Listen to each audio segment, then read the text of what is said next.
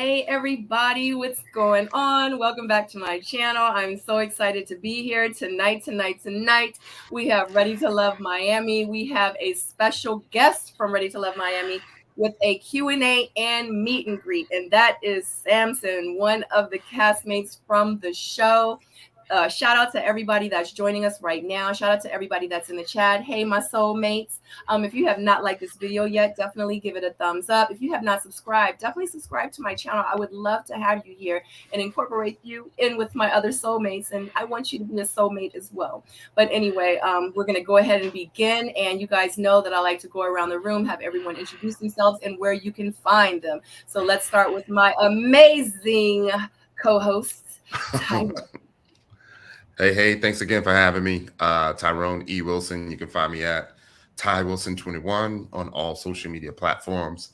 I'm real easy to find. It's always a pleasure to be up here.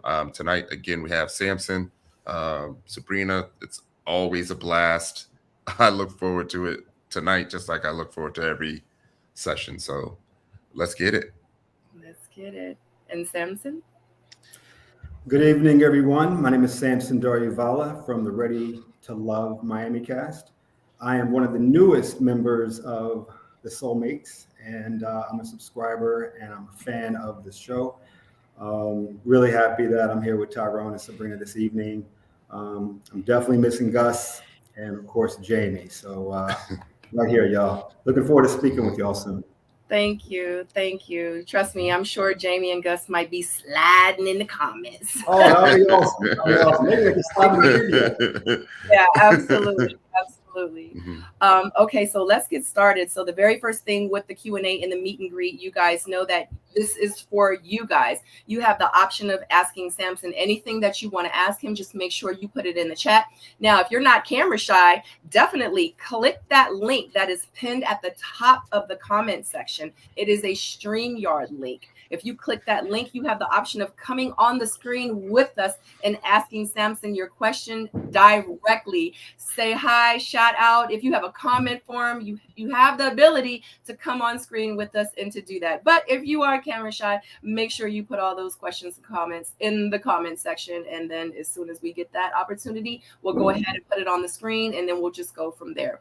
Now, let's go ahead and get started. Yeah, and thank you guys that are coming in right now. I see you trolling in. Make sure you hit that like button. Thank you guys.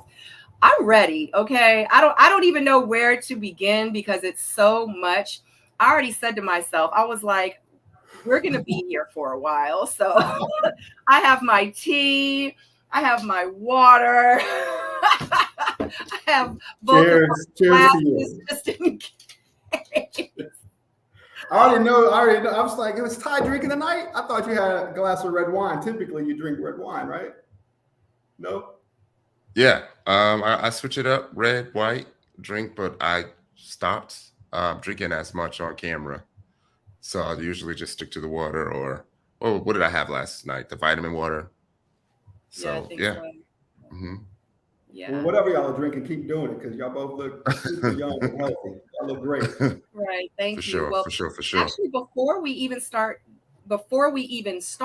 I just want to say, I don't know where you are right now, but behind you looks so elegant. It looks so nice. Where are you? Like, that's a really nice setup you got going on back there. Yeah, well, I'm a Marriott ambassador.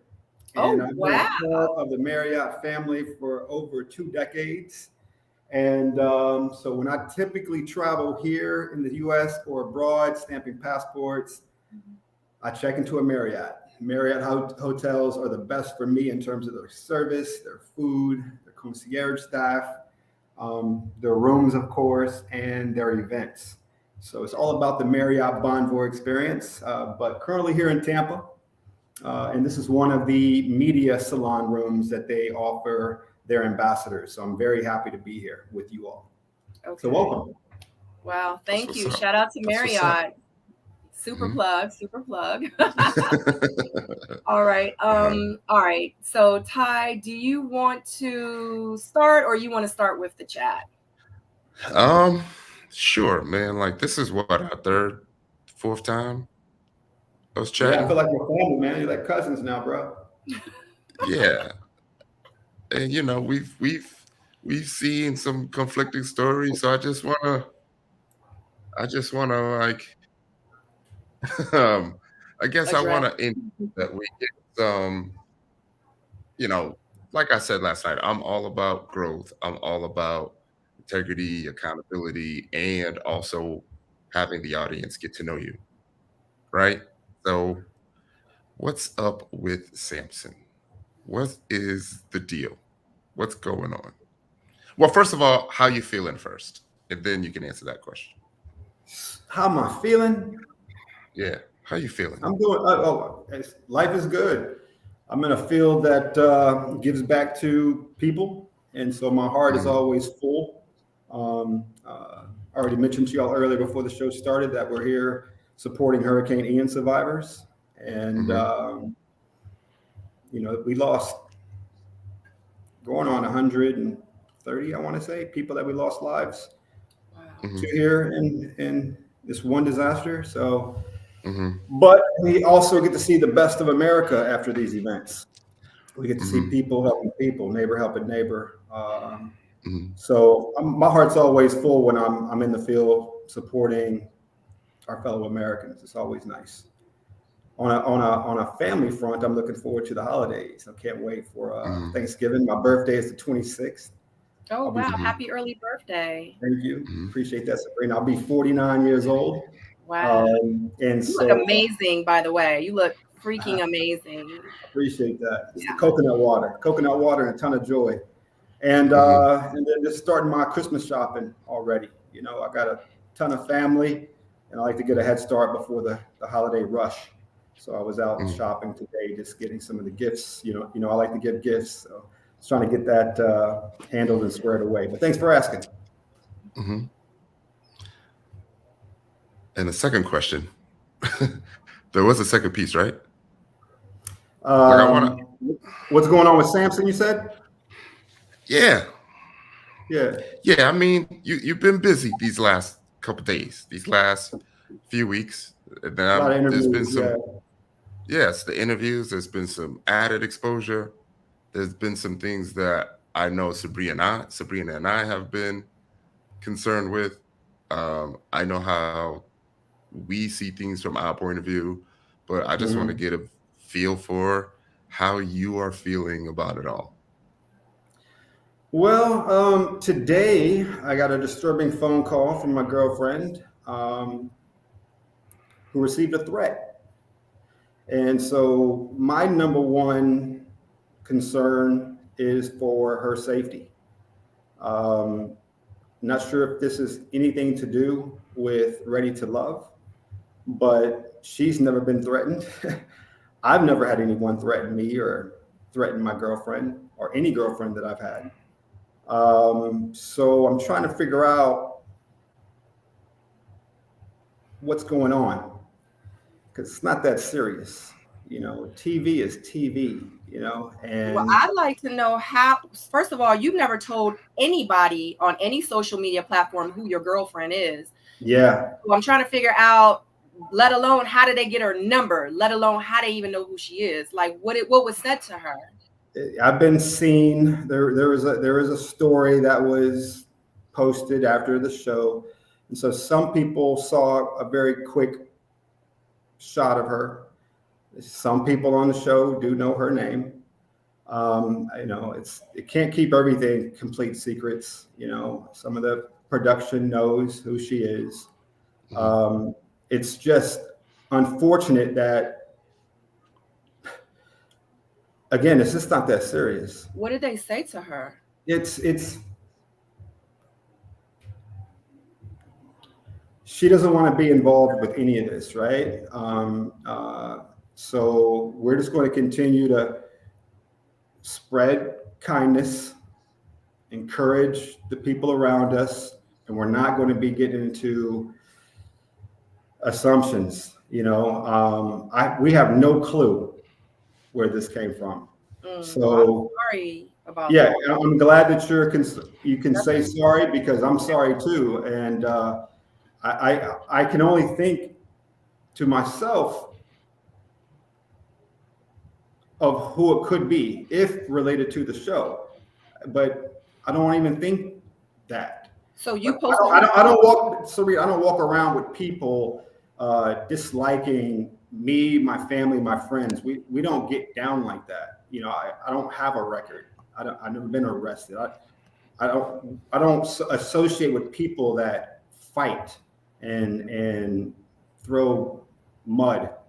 And so just if you got something to say or do, bring it to me and leave her out of it. And so I wanted to start off with that out of respect for her. And just to Ty's question, we're doing good, man. Despite two voices in my entire world, we're doing very, very good. You know, so I'll leave it with that. And but I look forward to all the questions from you all and everyone in your chat. Yeah. So I mean, I'm just so curious about this. So when you posted her, did you post her in your stories? Like, was it a post on your timeline, or like what's going on? I mean, it was a story. It was a story. And also they saw me at one of the church concerts. Who was that? People on the cast. Oh, okay. Okay. So then you should know that.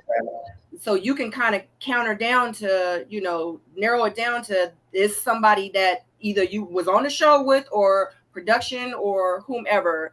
So because I'm thinking it's like you know, somebody that watches the show. Like I'm like really curious, like what the heck? But this is inside, that's not outside. Again, I'm not going to assume. I just hope she doesn't have enemies like that, and I don't either. We just don't run like that. And so it's just odd that the people. It's just odd that the timing of this is happening. That's the only thing. You might not have like enemies in real life, but it is a lot of people that's coming at you because of the show and because of some of the interviews that you've done and some of the things that you've said. Like, I'm not trying to. No, yeah, and I'm not trying to say that that's what it is. It's just I just don't want you to be oblivious and to be kind of naive. Just bring it to me. Don't hate on someone that wasn't on the show. You know, like I get it. She was on the show. Just I bring agree. It to me. Be a man. Be a man. Come to me. People don't care. So just be careful out there. Like, we're gonna move forward because I don't want to, you know, keep talking about her, especially if you know you don't want to even discuss her. But you just need to be cool, and she need to be cool. Y'all just need to always. We got it. I appreciate it, though. Watch your bearings and stuff because you don't know what people are capable of out there. You know what I'm saying? I got good people in my corner. You know, I'm a Fed. Yeah. I got law enforcement in the family. You know, we're good. You know, we're doing all of our checks and balances. And trust me, if that person is found, then it's going to be on. You know, and that's not a threat. It's just it's not anything. It's legal. It becomes a legal thing. And I look forward to those types of opportunities. So anyway, let's move forward. Right. Absolutely. Absolutely. All right, Tyrone, I'm sorry. Please continue. Oh man, like, yeah, that's unfortunate. Sampson, so sorry to hear that. Yeah, just you know, we had mentioned the interviews, we had mentioned the way that things were going. We wanted to get an idea of how you were feeling.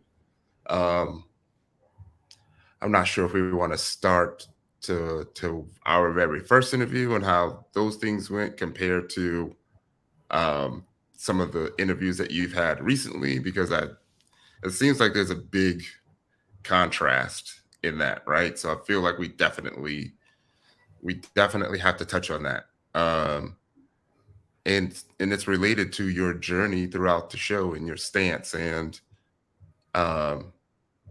you know, your goals and the way that you move throughout the show. And I think some clarity is in order because it seems like we heard 2, 3, 4 different approaches.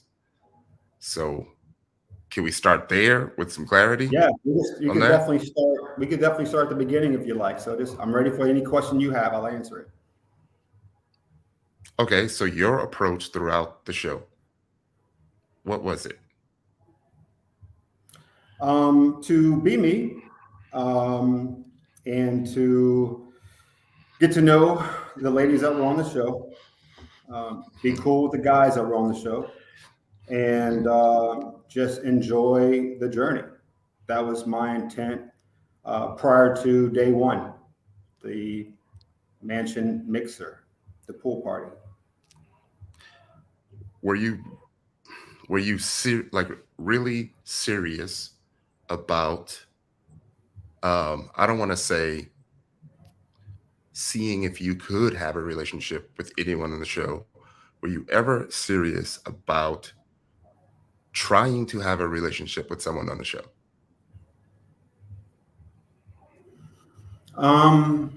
I went on to the show, Tyrone, knowing that it's highly unlikely for me to meet someone on television that I would probably end up with. Just knowing my track record in life. I have, I'm quite selective. I'm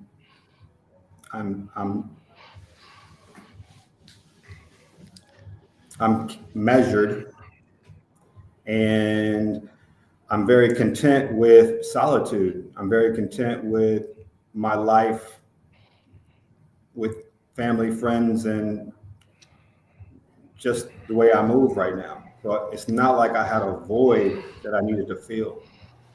But going on to the show, I was like, okay, maybe I'm open to the opportunity of finding love. And you just never know where it may show up.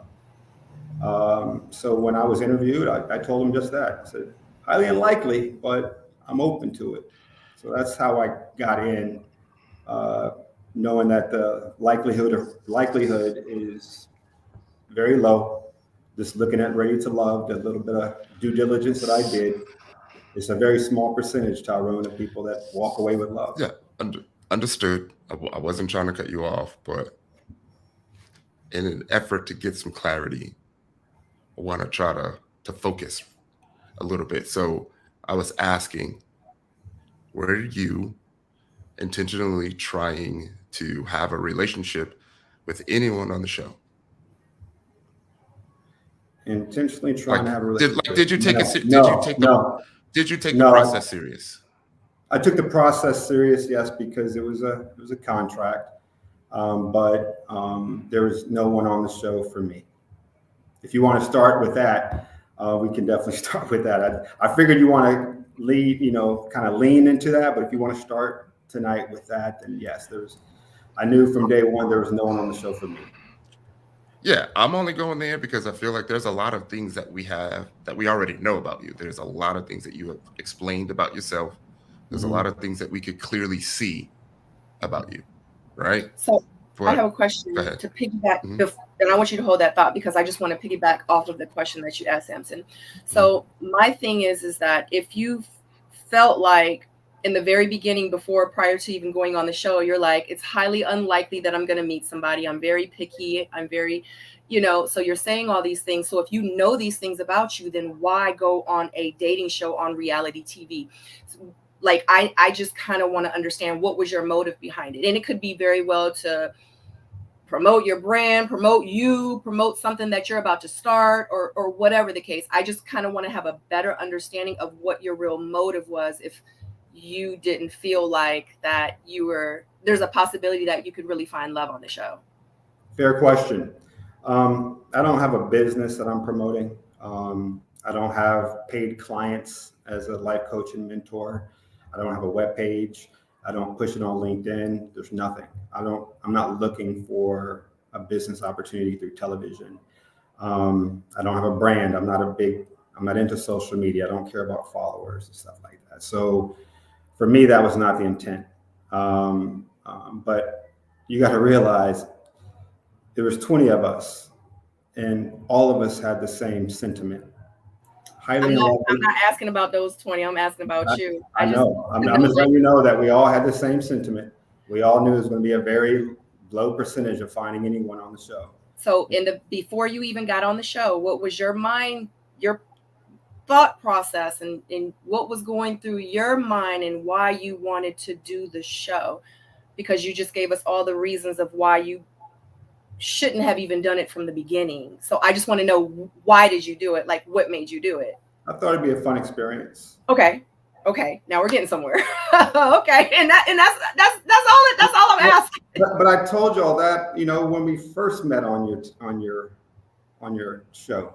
I said that. Yeah, we're running things back for the Q&A. Yeah, right? Yeah, we're gonna address a lot of stuff. Okay, I just figured y'all would want new. I was hoping for new questions, but I guess some of your folks want some of the old questions repeated. So okay. No, so this is what I was saying at the beginning, right? I was saying, yes, you have come on. Yes, you have answered some questions, but it seems like some of your stances have changed.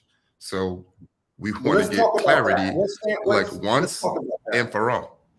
Let's do it. Right. So that was the very first stance that changed, right? Your reasoning for going on the show and the thought process for going on and your intentions with other people that were on the show, right? When it comes to dating. So the stance didn't change. I came on, first time I spoke with y'all, same thing I told the producers, I think it'll be a fun experience. Why not? Mm-hmm. I might meet somebody, highly unlikely, but why not? Let's go for it. So the stance has not changed. So I guess, I mean, there is a point where you clearly said that, you were trying to make something happen, right? You were trying to be serious. I was trying to connect. I was trying to have connections. Yes. It's just the pace wasn't the pace that you were used to, or something similar to that, right? There were opportunities for me to try to connect. I saw some good people that I wanted to connect with.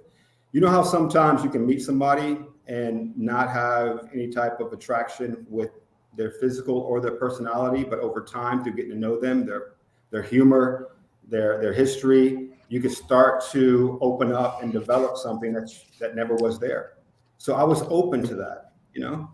I've lived a long time, man. So I'm okay with not seeing something at first and possibly seeing something later on down the line. Yeah, I understand that. I understand there's a lot of difficulties in there. But to get the clarity on the approach and understanding that you mentioned that you had known early, how you felt, like you literally just said, I forget your exact words, that you were open to trying. So I want to ask how you feel about the other people's approach, like the other ladies' approach. You feel that they were serious about finding a relationship? I think there were a couple that were, yes. Okay. Do you feel like they clearly understood your stance when it came to creating something, or your intentions? I think the majority of them knew that there was going to be friend zones from me and from them. I think the majority of my connections knew that it was just a friend zone. So at any point, I don't know. Yeah, go ahead. At any point, was this friend zone made clear? Or, you said we don't want to have any assumptions. Right. It wasn't made clear to me, and I didn't make it clear, So, Brandy said it best. A connection is you exchange numbers and you're talking. Brandy had me in her top all the way through the end. I had her in my top all the way through the end. So we were connected. Same with Looney. She was in my top. I was in her top all the way through the end until she was eliminated. It's the reason why they sent me to eliminate her. So to answer your question, and what I would like for the true Ready to Love fans to understand is that a connection is just that you exchange information, there's interest, but maybe you just have those people around to make it to the end. Because like Brandy's situation, it was always Mike from the beginning, but she had to have 2 other connections to get to the end. I was one of them. Mm-hmm. The same thing applies. The only difference is Brandy had someone that she could actually see herself with. I did not. Okay, so So you just said you didn't see that, right? I feel like you openly admitted to having sort of a pessimistic attitude about that before even coming on the show. Do you feel like that may have hindered you a little bit? Yeah, yes, sir. I totally agree. Yes, I think it definitely hindered me. Okay, so was there a point in the show to where you just simply stopped trying to Stop make a trying. serious? Was there any point in the show where you just stopped trying to make a serious relationship happen? I never really put effort into trying on the show. Okay, I like that answer. Do you feel like other people were putting in effort? Your other connections, do you feel like they were putting in effort? I do feel like Shakira was putting in effort. Actually, I think all of the ladies were putting in effort. I didn't know about Looney and Brandy until probably mid-season, going hard in their routes. Looney towards Justice and Brandy towards Mike. Well, I actually saw Brandy a little bit earlier because of the picnic. But Charisse, I felt that her heart was open for love. And I think that she was ready to love. But then there was also some things that were happening, beyond camera and in the gentleman's lounge that made me think that it wasn't there, not just for me, but for other guys with Charisse. But for Shakira, I thought that there were, I think her heart was out there. Mm-hmm. Yeah. Okay. I do have a follow-up question, but before I ask the next question, can you just address the fact that you asked for this, right? You wanted to do this interview tonight, the Yes, Q&A. Of course. Okay. So anyone in the crowd that's asking why I'm grilling, I'm not grilling. We're just getting clarity. No. So I don't see any comments. I want the hard questions. Oh, okay. I can see them. We're just making that clear. We're all about clarity. They're coming down on you? No, we just handled it. Oh, we just handled it. Yeah, please ask anything. Yeah. So, all right. So just breaking it down, you had mentioned that you didn't really take it serious. You also mentioned that, almost all of the women were taking it serious. I tried to ask at what point did you stop or kind of just go into this coast mode, right? I guess the follow-up to that is there any type of I'm trying to think of the word, any type of empathetic feelings for either the women or for any other men on the show that were taking it serious, to where they could have been in the position that you were in and actually creating something substantial? And I'm not trying to answer for you. I'm not trying to have a leading question. Go ahead, Sabrina. Real quick, Sampson, do you have something else in the background that is on? Because someone just said in the chat that it's something in the background and it's distracting. I was trying to push the Marriott Bonvoy brand. Yeah. Okay. All right. Perfect. Hopefully that could help you guys. All right. Thank you. Sorry. Okay. No problem. So to answer Ty's question, and that's a valid question, a good question, and I'm glad you asked it. And I'll keep it short because I know your audience likes short answers. This process, and y'all been through it, is not set up for a lot of empathy or compassion or patience. Everything is rushed. So I wish that guys can say, hey, listen, I'm not feeling you. Or girls can be like, hey, you're not my type. But there were girls that were going out with guys not their type. You've heard it on your own lives. You heard it on your own interviews and panels. I mean, there are guys that weren't feeling them, and it's just like that, So the empathy that, even if you're an empathetic person, you don't have an opportunity on a show like this to be that, because you're only able to tell Tommy what you feel, and guys should not be gossiping.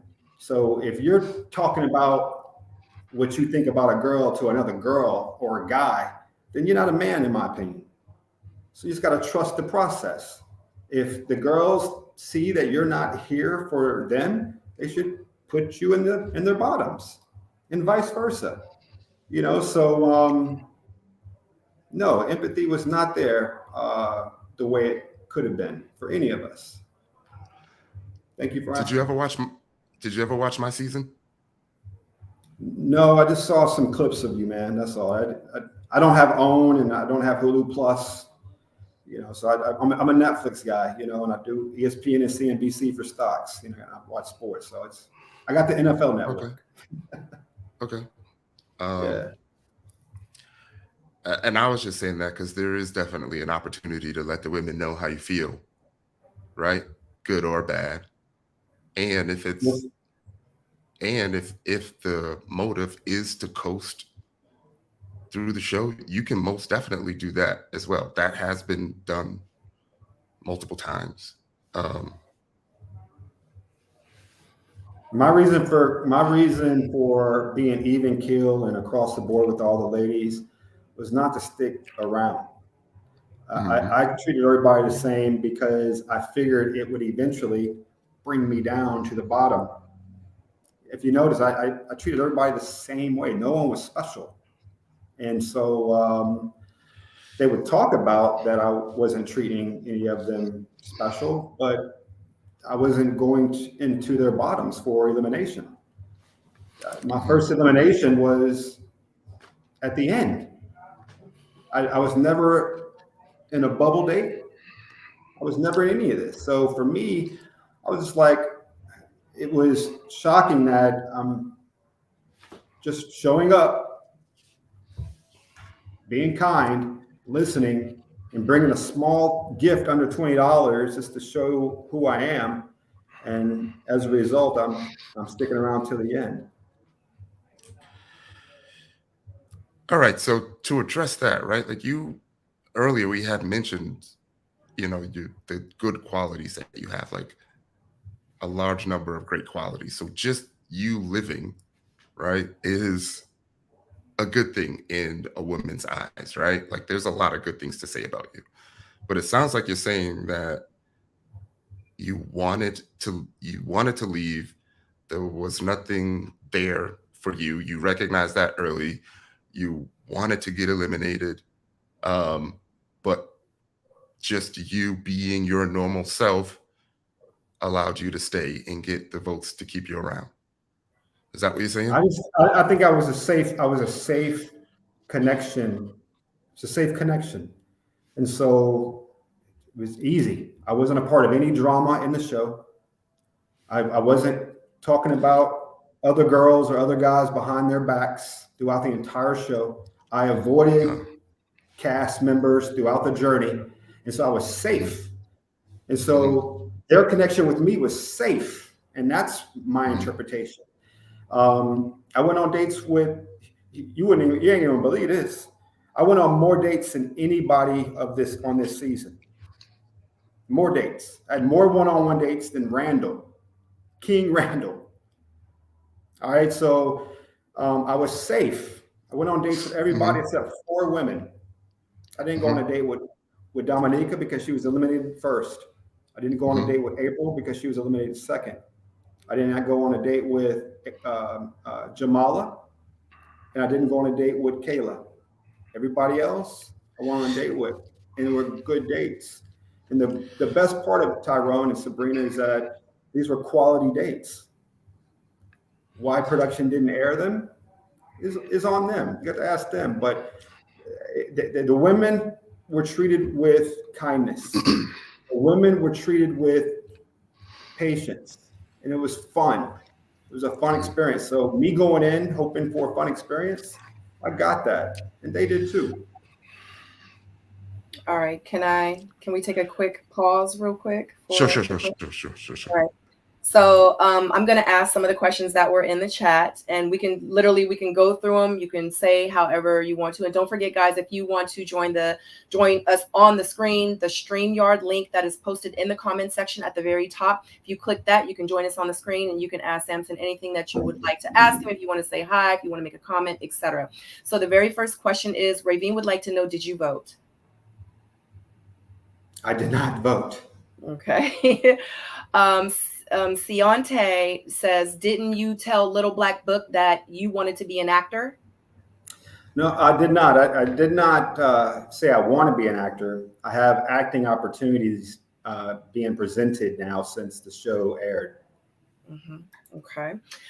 T Rose says, so this was when, because that's why I was like, let me not get too far into the questions or too far into the conversation, because they kind of go with what we were talking about. So when you were saying that, you really, what I pretty much asked you about going on the show, like, why did you go on the show? So T Rose wants to know, then why waste the people's time if you didn't really think that you were going to go onto the show to actually make a connection because of the things that would stop you from making a connection in your head and what you thought. So why waste the people's time? Again, just speaking with my fellow castmates, I'll answer first. I don't think it was wasting time. I thought it was good use of my time, and I'm thankful for my time on the show. I met some really good people, and I felt like all of us were in the presence of potential love, and were able to see at least one couple walk away with it, Brandy and Mike. So it was a good thing. But in speaking with my fellow castmates, a lot of us had the same type of thought process. That it's highly unlikely that we're going to meet some. And speaking with other cast members from other seasons that have reached out, male and female, they were in the same boat as me, as a lot of us. So it wasn't wasting people's time. We just realized that meeting someone in real life that's going to be a love connection is 10%. Possibly what you're going out with. It's even less than on television, probably 2%, based on what the data says. So here's an opportunity for T-Row to understand, if you do research beyond just what you see on reality TV and find out who actually has a meaningful, lasting relationship beyond the TV, but beyond the cameras, it's less than 2%. So you see only Brandy and Mike, right? That's it, out of 20. Well, Katie and Swayze. Oh yeah. I'm sorry, Katie and Swayze as well. But remember, they didn't make it through the end like Brandy and Mike, and then also Jamala and Randall. They made it almost through the end, but y'all saw the reunion. Yeah. So to address the wasting the time part, I think to be clear, I'm assuming it was meant for the way that you exited, and some of the things that you said when you exited about being really, really serious. And then that seems to conflict with what you're saying now. So specifically what? From your exit, right? There's things that you said during your exit about being serious. There's things that you had said at the reunion about being serious and really trying. And then it's conflicting with what you're saying now. Like, we understand that it's a low probability that you're going to find love. We understand the statistics of the show. This is just my attempt to try to address that question. I see. Yeah. And I was still trying to put my best foot forward for the process. And at least give the ladies, quality time. So even though I knew it wasn't a love interest, it was still dating. It's still the dating process. I mean, how many times are you going on dates? You can still be friends with someone, right? So for me, I walked away saying, okay, maybe not love, but maybe a friend, maybe an acquaintance. So I tried to continue with that line of thinking. Okay. So I just want to address that, because I have mentioned many times that if I could do it over, then I would have had those extra dates with people who weren't really my top connections, because it also gives them a chance to be on TV, to go on a date. It gives America a chance to get to know them. But also on my season, I was willing to have the tough conversations about, letting the women know where I stand. And if that is where you stand, then you could make that clear. So for the folks that are coming on the show in the future, if you just want to have that type of situation, you can. So is that something that you are understanding now? Is that something that you would change if you were to go back? Would you be more willing to have those type of conversations about the clarity on where you stand in the process? I was told that when I say I was told by the experts, by production, that I was doing it properly. You're very rare, Ty, if you did that. Telling the girls straight up, this is what I don't like, this is why this ain't gonna work. The history of Ready to Love, they don't do that. The girls aren't doing that and the guys aren't doing that. So you're the minority in that situation. I applaud you for that. I just was not coached. I definitely wasn't told not to do certain things. They just kept on reminding me that, hey, you're playing the process properly. So I was happy that I was abiding by the game rules. And by the way, we all did.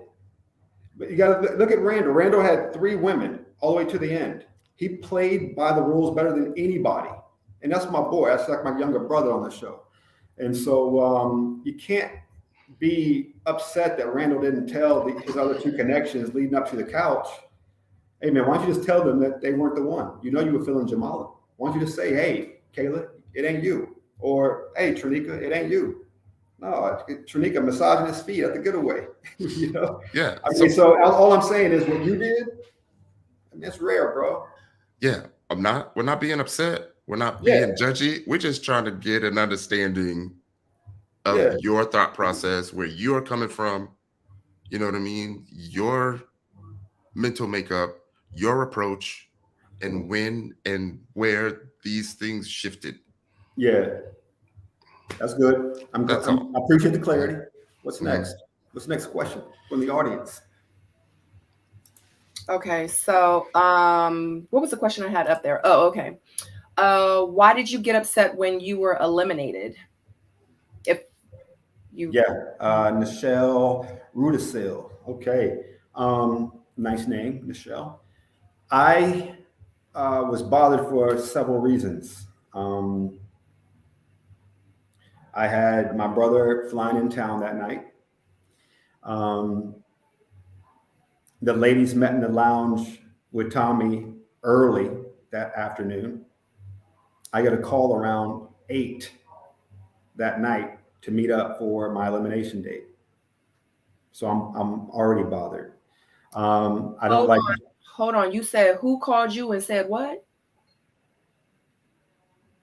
I'm saying that the date that night was very late. Right, but you said Tommy called you and was saying something to you about your elimination date? No. I said that I was gonna. I said that the ladies' lounge was early in the day with Tommy, and there was a whole span of several hours after they had met with Tommy for them to then call me late that night to say you have to meet in Miami to go to your to meet Charisse, when I'm supposed to be picking up my brother at the same time that I'm supposed to be on a date with Charisse. So basically production coordinated for me to pick up my brother, and they didn't have to coordinate that because I'm definitely picking up my own family at the airport. Flew into Fort Lauderdale. I live in Pembroke Pines. So why did it take so long for them? Why did it take so long for them? And she's asking, why did I get upset? I wasn't upset at Charisse. I was upset with production because. But how did they know that you were getting eliminated? Because in real life, no one knew if you were going to get eliminated when Sharice walked into the date. She kind of. I have more intel. There's much more to this than just my introduction. So, but production number one. Well, I was upside of. Go ahead, Ty. Sorry. So let me just jump in real quick. So to be clear, when you walked in, you felt like it was going to be an elimination date. No, not he felt. You're saying pretty much. No, I'm asking. I'm just asking. Yeah. So I had a thought that it possibly could be because it's the end of the season, right? It's the end of the season. Okay. And I said to myself, well, here it is finally. Because remember the getaway, I was up for elimination for the first time with Swayze. And then Tommy interjected on Brandy and said, LJ's out because he didn't show up. Right. He had a work thing, presentation in DC. And so I was like, here we go.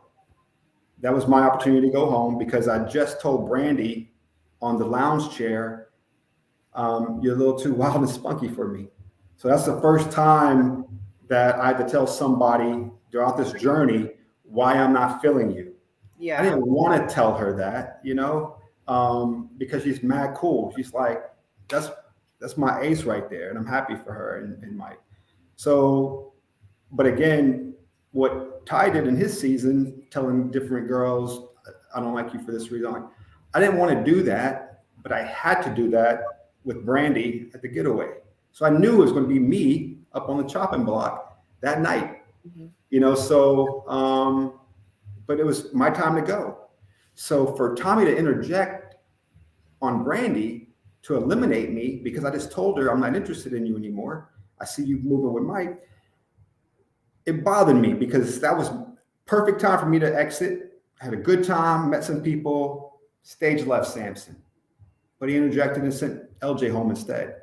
And I was bothered also in the green room in the confessional because they were like, Sampson, tell us, that LJ, tell us what you think about LJ, going to a work visit. I'm like, hey, listen, if there was a fire in Miami, Swayze would have to go and cater to that fire. He's a public servant.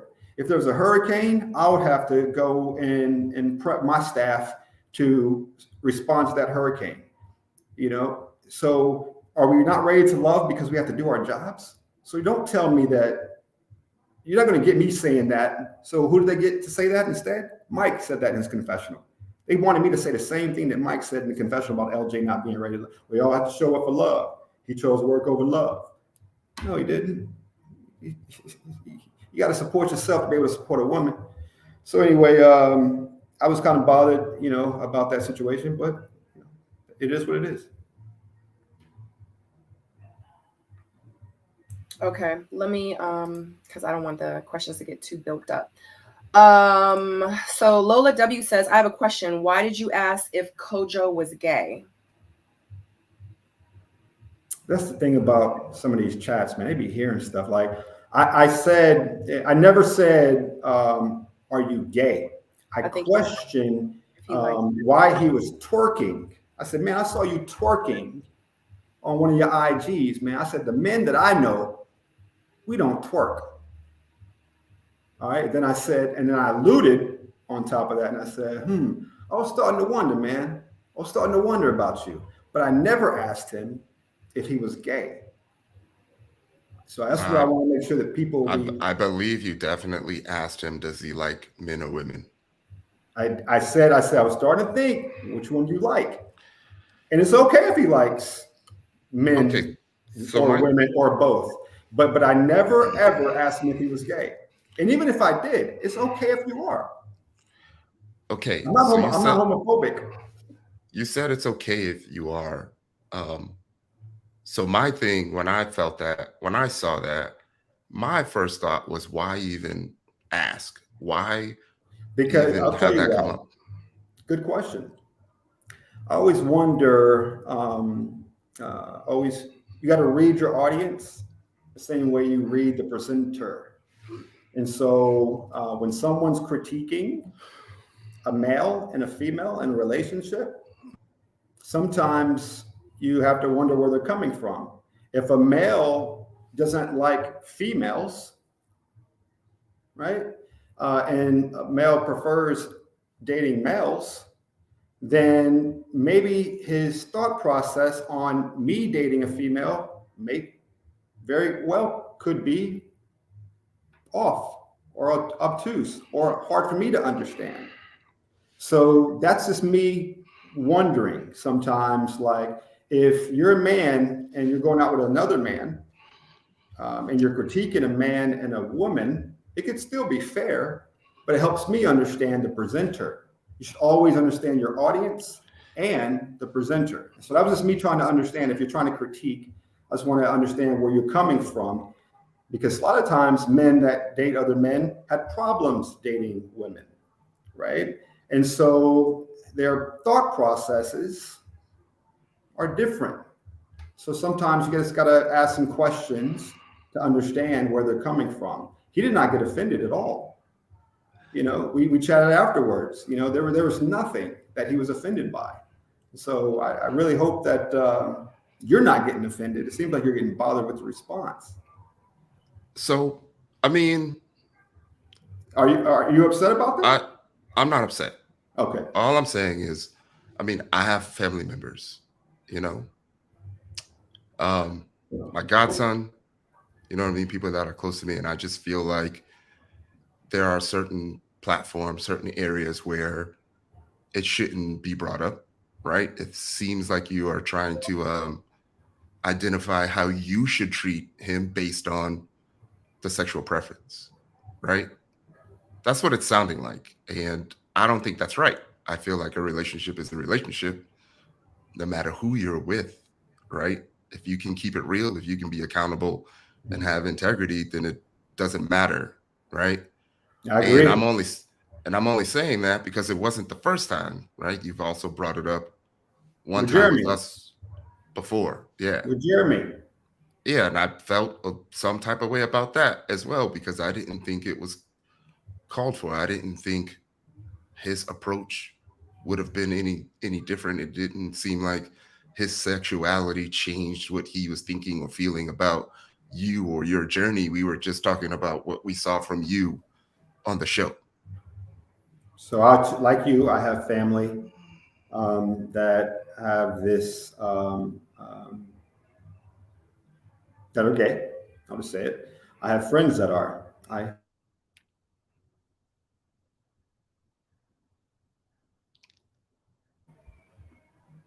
Yeah, you back. Are you there? Yeah, I'm here. Yeah, so like you, I also have people that walk in those shoes, and they know exactly where I stand. I have very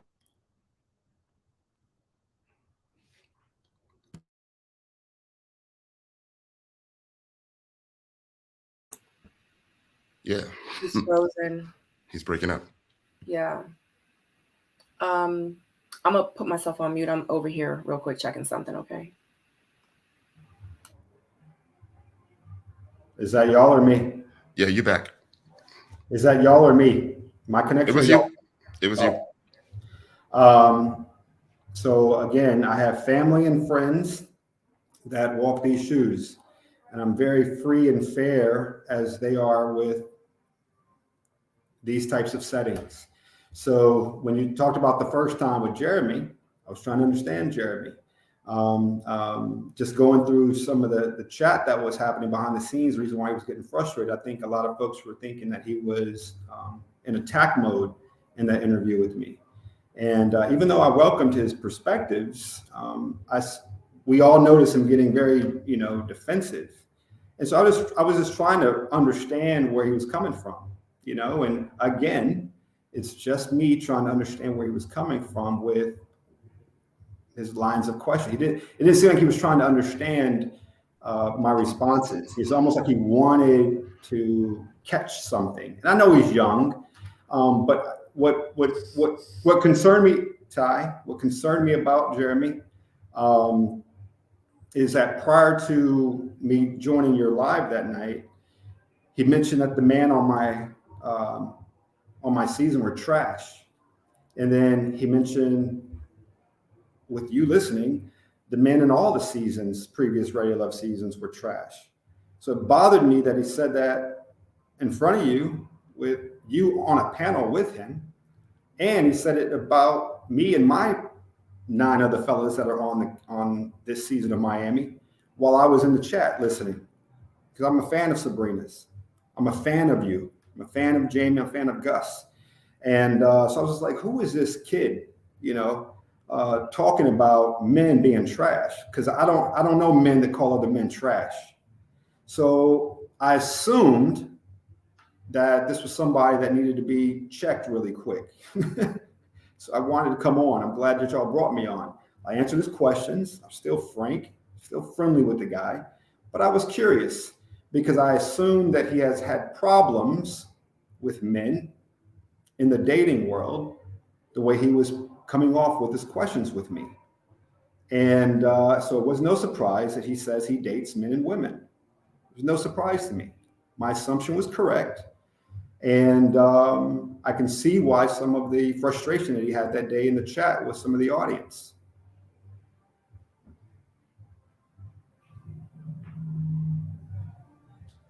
A lot of men have problems with men because they date men.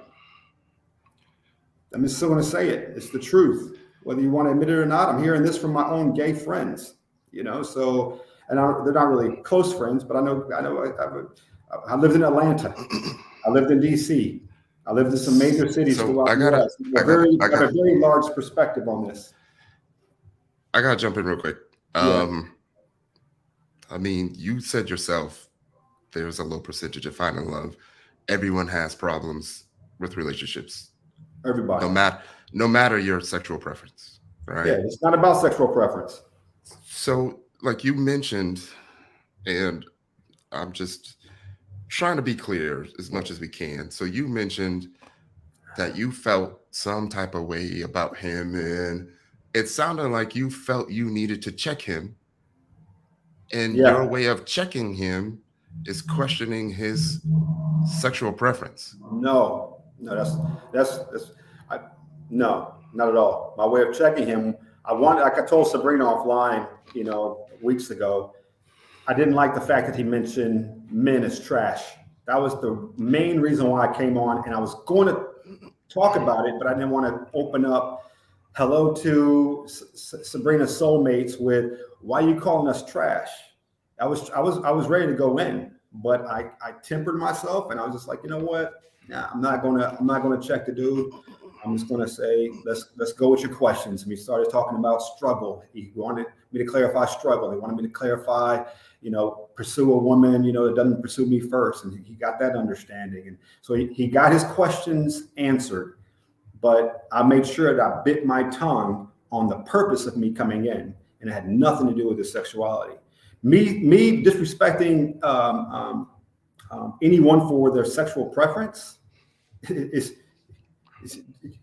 only if you knew how many people I have associated with or have hired, have promoted, have consulted me, and there's nothing close to it. So I can understand why you are collating the Jeremy experience with what happened with Kojo. Never am I looking down upon anybody that's different than me. Well, since you had brought up the Kojo thing, it seemed like it was a repeat of the checking. Like you said it yourself, Kojo, are you questioning me because you had mentioned something about Kojo had mentioned something about your constant praise of Black women? And Kojo mentioned something about, yes, there are things that I could question you about, but I'm not going to go there. And you seem to feel slighted by that. That didn't bother me at all. No, I remember the whole thing about you were clearly bothered, Sampson. I don't think that anyone within the realm of reviewing reality TV can truly understand, me beyond TV until you get to know me, man. Right. We understand that, which is why he said, I'm not going to go there. He said, there are things I could question, but I'm not going to go there. As he shouldn't. He's an intelligent guy. It seemed like you were bothered by that. No, and your immediate response to that was to bring up Kojo's twerking. So this Bro. seems like a repeat of the questioning of the sexuality whenever you feel slighted. No, when I feel slighted, my face does not smile, bro. When I feel slighted, it becomes a meme. Yeah, you weren't. And I get very serious. It doesn't. Yeah, So and you when weren't I feel smiling. slighted, it's a different type of energy. Yeah, But you with definitely Kojo, changed. When I was with Kojo, what was I doing? I was smiling the entire time. You wasn't. I was joking. Oh, bro, go back and watch it. I watched it, Sampson. Okay, but I've watched it. I said it. I was smiling the entire time. I was like, Kojo, I don't know any guys in my circle that twerk. I said it just like that. So there's no anger, there's no frustration, there's no feeling slighted. I was teasing the guy, teasing him. But you're trying to make something out of it, Ty. But I'm done with this conversation. No, I was just getting clarity, man. Yeah.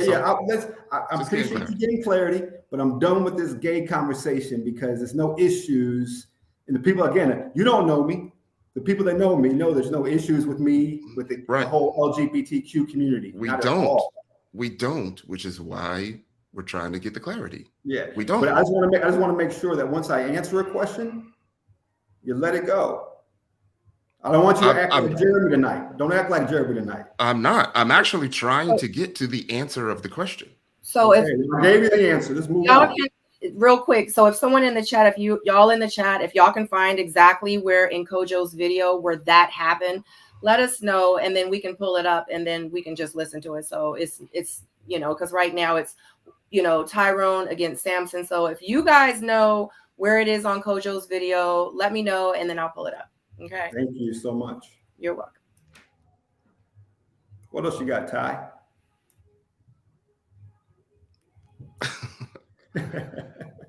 I mean, it was a follow-up.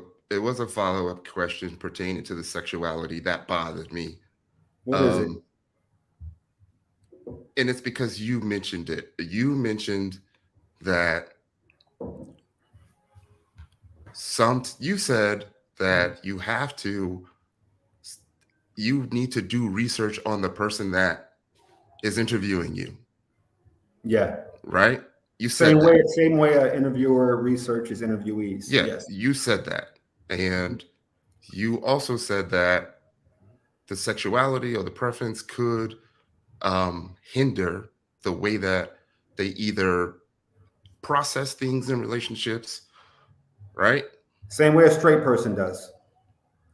Okay, so what I'm saying is, like I said earlier, I don't think that should have anything to do with anything, because I can assure you that I'm not trying to determine anyone's sexual preference before I'm interviewing them.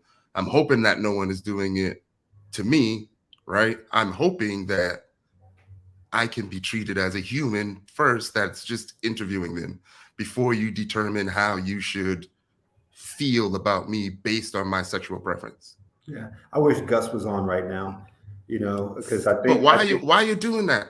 Yeah. Like, why are you doing that? So again, you're assuming that's what I did. No, you said it. You said no, it. No, you no, literally no. Said I didn't. I'm not saying. I'm thinking about Jeremy, and as a gay guy, thinking about me and what I'm doing or how I'm looking on television. All I'm saying, Ty, is that when he called men trash on all of the previous seasons, and he called the men on my season trash, and the reason why I came on to Sabrina's show, that bothered me and made me think, a man that calls another man trash, the only men that I know that call another man trash, that's what made me think. So I had no thought until he called you and everybody else trash. The men in all the seasons of Ready to Love are trash. I would love to have all the men from all the seasons hear what this guy said and let you tell them and you ask them, hey, how did that make you feel? That this man calls you trash. So like he's on the panel. Come on, man, you don't do that. Would you call him he's trash? On the panel. He's entitled to his opinion, right? No, dude. No. It's right and wrong, dude. I'm not going to call you trash. I'm not going to call Sabrina trash. I don't call adults trash. And so why would you do that? Is this not makes any sense? You don't call humans trash. So we were going to get, that's the scum of the earth right there. We were going to get there as well, right? We were going to get to, you know, y'all didn't even say nothing. You know, that's what kind of shocked me. Because why don't the context of, so from my understanding, because I was there, the context of what I felt he was saying was that the men weren't taking it serious, not that they're trash human beings, meaning that the men aren't taking the process serious, therefore they're trash, not. And that's like me saying niggas ain't shit, but it don't mean that all niggas ain't shit. It means that I must have had an issue with one dude and I'm upset and I'm in my feelings.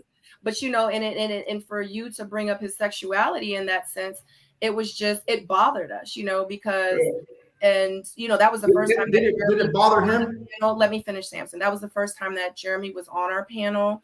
And like it bothered me that night. You know what I'm saying? Because you did attack his sexuality, and his sexuality had nothing to do with the discussion, and how he might have viewed it had nothing to do with his sexuality. How he might have felt about you had nothing to do about his sexuality. So for you to, you know, bring it up in that sense, it's just, it was kind of appalling. It was kind of disrespectful, and it kind of offended like a lot of people. And then when that situation happened with Kojo again, and I think that's why a lot of people are feeling a type of way, because it's like, why do you keep bringing up, like, out of your whole interview that you had, the 2 hours and 20 minutes you was on with Kojo, the fact that he was dancing and twerking and he does whatever he does, what did that have to do with anything within that 2 hour and 20-minute interview that had to do with Sampson? Like, why did Sampson bring that up? I thought it was funny. But no, just to clean the record, I definitely didn't attack Jeremy. For you to say attack is such a strong term, but I apologize now. If he felt some type of way about it, I apologize, Jeremy, to you right now. Did not mean any harm. I did make an assumption. My assumption was right. I thought you was a gay guy, which is fine. I didn't know you dated guys and girls, and that's fine too. But I apologize, and I'm sorry. I did not know it was this serious. And it is. Kojo, and by the way, Kojo, hold on, Sabrina. You told me not to cut you off, so don't cut me off. My apologies. And so, and for Kojo, I did. Hello. We're still here. Sorry. Yeah, we're still here. Is everything okay, Sabrina? Yes, it's just because since I'm doing the chat and then like I'm back and forth, I have to put myself on mute because I don't want it to be a bunch of clicks. So yeah. So anyway, and Kojo already knows what I think about him. So it was a twerking thing with Kojo, so that's what made me tease him. But sorry, Jeremy. Let's move on. What's the next tough question from your audience in the roast for Sampson? Yeah, I don't think it's tough. I don't even think it's. I love this interaction. I just want y'all to get an answer. Right, but I don't want you to think that we're attacking you. We're just. I don't think you're attacking at all. Getting clarity. I want you to be okay with the answers that I'm giving, though. I want you to be okay with the answers and move to the next. But that's the thing. We're not getting the answer. That's the thing. We're not getting the answer. I'm trying to be short and sweet. That way your audience can be okay with it. What's the next? What's the next question? I'll do my best to answer succinctly. But it's not about the audience being okay with it. We're the ones Q&A. Right. But right now we're talking to you. Like, stop being condescending, Sampson. Stop being an asshole. You really are. You are. And you're throwing indirect shade, and I don't appreciate it, and I don't like it. Okay. Let's go. Like, like, dang, we're just trying to talk to you. You know what I mean? And I understand that sometimes you're gonna have hard questions. You know what I mean? All the time. And that's cool. It's just that, you know, you have to understand that we are in a place where, you know, out of all the interviews that you've done, we're now at this place where we're talking to you about the things that we've seen ourselves, because we've seen the interview with Crystal, we've seen the interview with Kojo, we've seen the interview, and then we've seen you on TV, and none of them match. So it's like we're confused, and not just only Tyrone and I, it's a lot of the fans that are out there. Your fans, people that love you, are confused, and they're trying to figure things out too. So this is just for us to get clarity, and for you to, like, we're not interviewing you like to try to find out about you and the show. We just want clarity as everything as a whole, because stuff just isn't making sense, and we just want to understand. People are offended that you asked Kojo that question.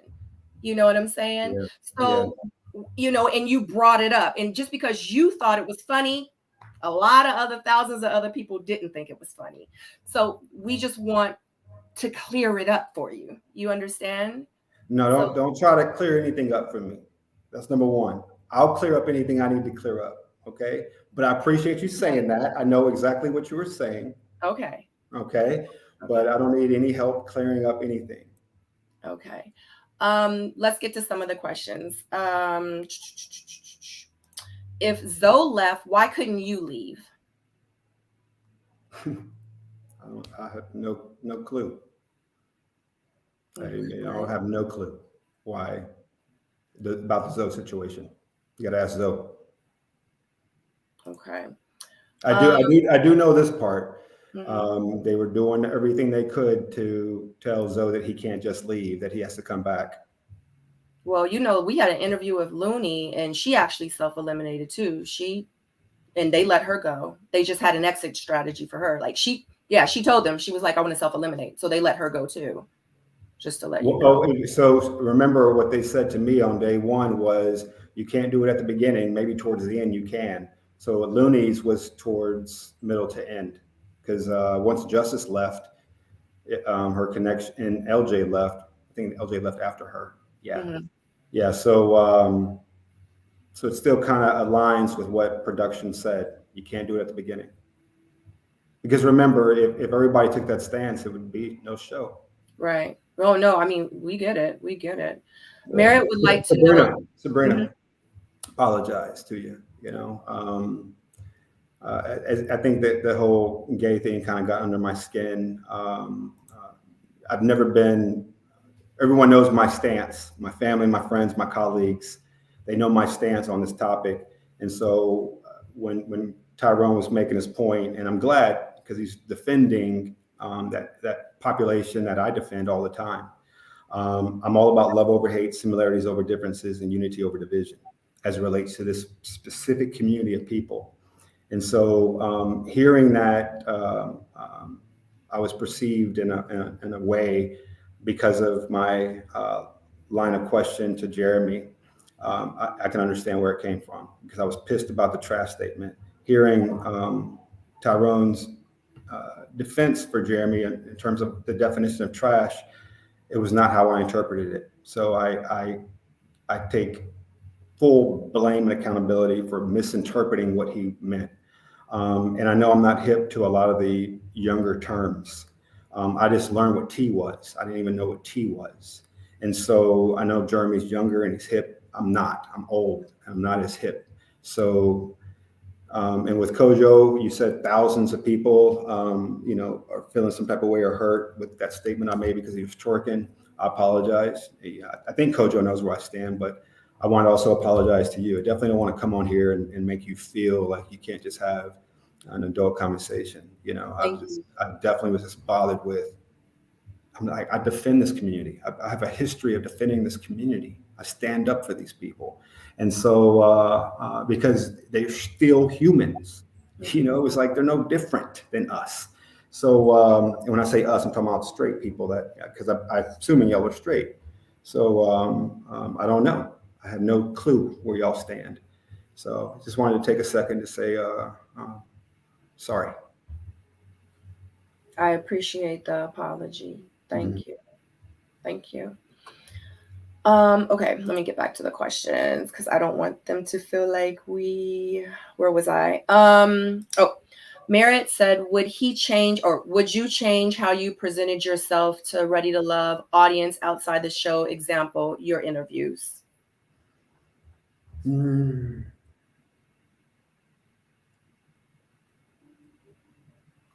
Outside the show, my interviews.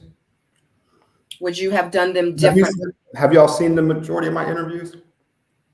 I've gotten clips here and there. I haven't. You see bits and pieces, but we mentioned, I know I personally mentioned that I normally don't watch the other interviews. Yeah. Well, I think the majority of my interviews have been opposite of this interview, or the opposite of what y'all saw with me and Jeremy. They've been really professional. Y'all are professional, but there have been elements on your show now tonight and the night with Jeremy where, I felt like the attack was coming at me from Jeremy, and I felt like I also responded to Jeremy in a poor way. But the majority, I would say, has been great. The feedback has been resonating on a positive note, and my agent that I'm working with now is saying that the likability level is pretty high. So I'm very happy with the interviews that I've had. I did one with the Crawleys last night, and I'm also liking the feedback that I'm getting via social media. Would I do some things differently via the interviews? Probably not, just because I'm just being me. I think my success over the years has been a product of me just showing up being me. Can I always improve? Of course. We call it areas of improvement. I always look forward to listening to what I'm saying, listening to what I'm not saying, and try to get better, because I never ever want to offend people.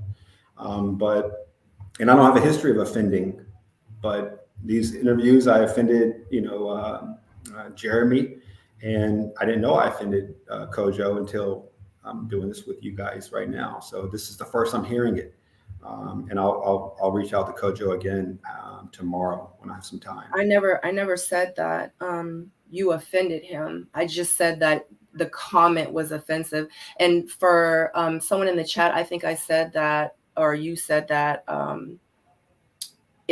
it didn't appear that Sampson was putting gay people down. We never said that he was putting gay people down. Okay, good. I'm glad.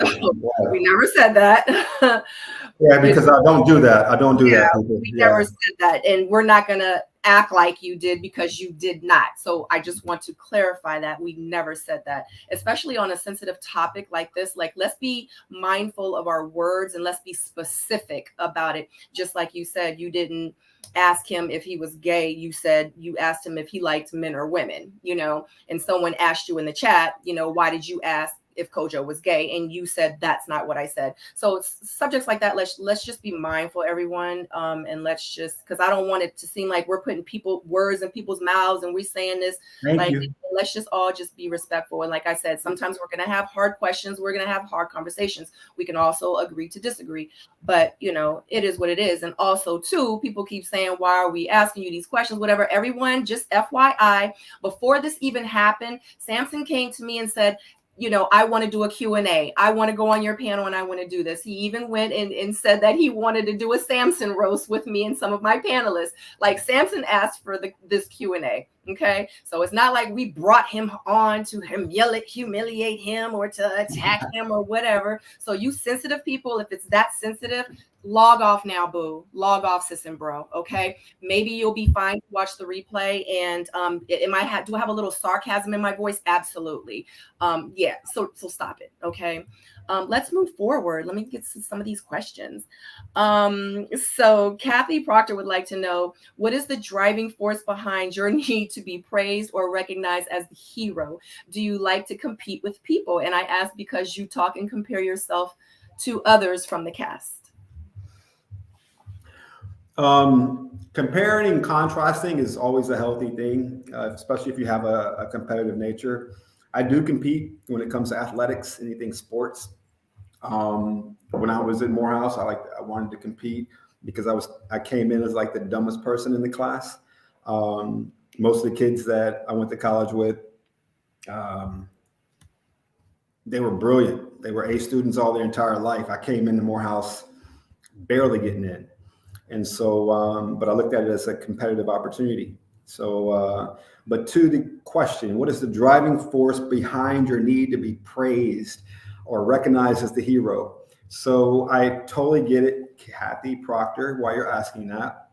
The TV show did characterize me as, I mean, Ty said it perfectly. You know, he's coming off as perfect. If you watch how Ty reviewed the show early on, Sabrina was like, I can't put my finger on him. Ty was like, the dude's damn near perfect. I'm not. You know, y'all see through my interviews that there's a side of me that y'all didn't see on television. Well, this side that y'all see on these interviews was happening on camera. They just didn't show it. You know, they didn't show it. And so the lounges with Tommy and the fellas, I was lit. I was drinking whiskey with the fellas, and I was opening up, and I was saying things that aren't rehearsed. You know, they don't come off as perfect, but the cameras kept me looking like this clean cut, always saying the right thing guy. And I'm not like that. One thing I do as a life coach is I'm frank. I give people the truth and the hard things, the tough conversations, and I don't sugarcoat it. And so, and that's why I'm effective at what I do. So I have zero need to be praised. I praise one thing, and that's God. I praise God. I don't need to be recognized as a hero because I don't even believe in heroes and sheroes. I just don't believe in that word. I think that there are people that are out there that are in leadership positions that can become great leaders, better leaders. And that's the people that I coach. I coach leaders. I coach managers. I coach supervisors. This is what I do. So no, there's no need there.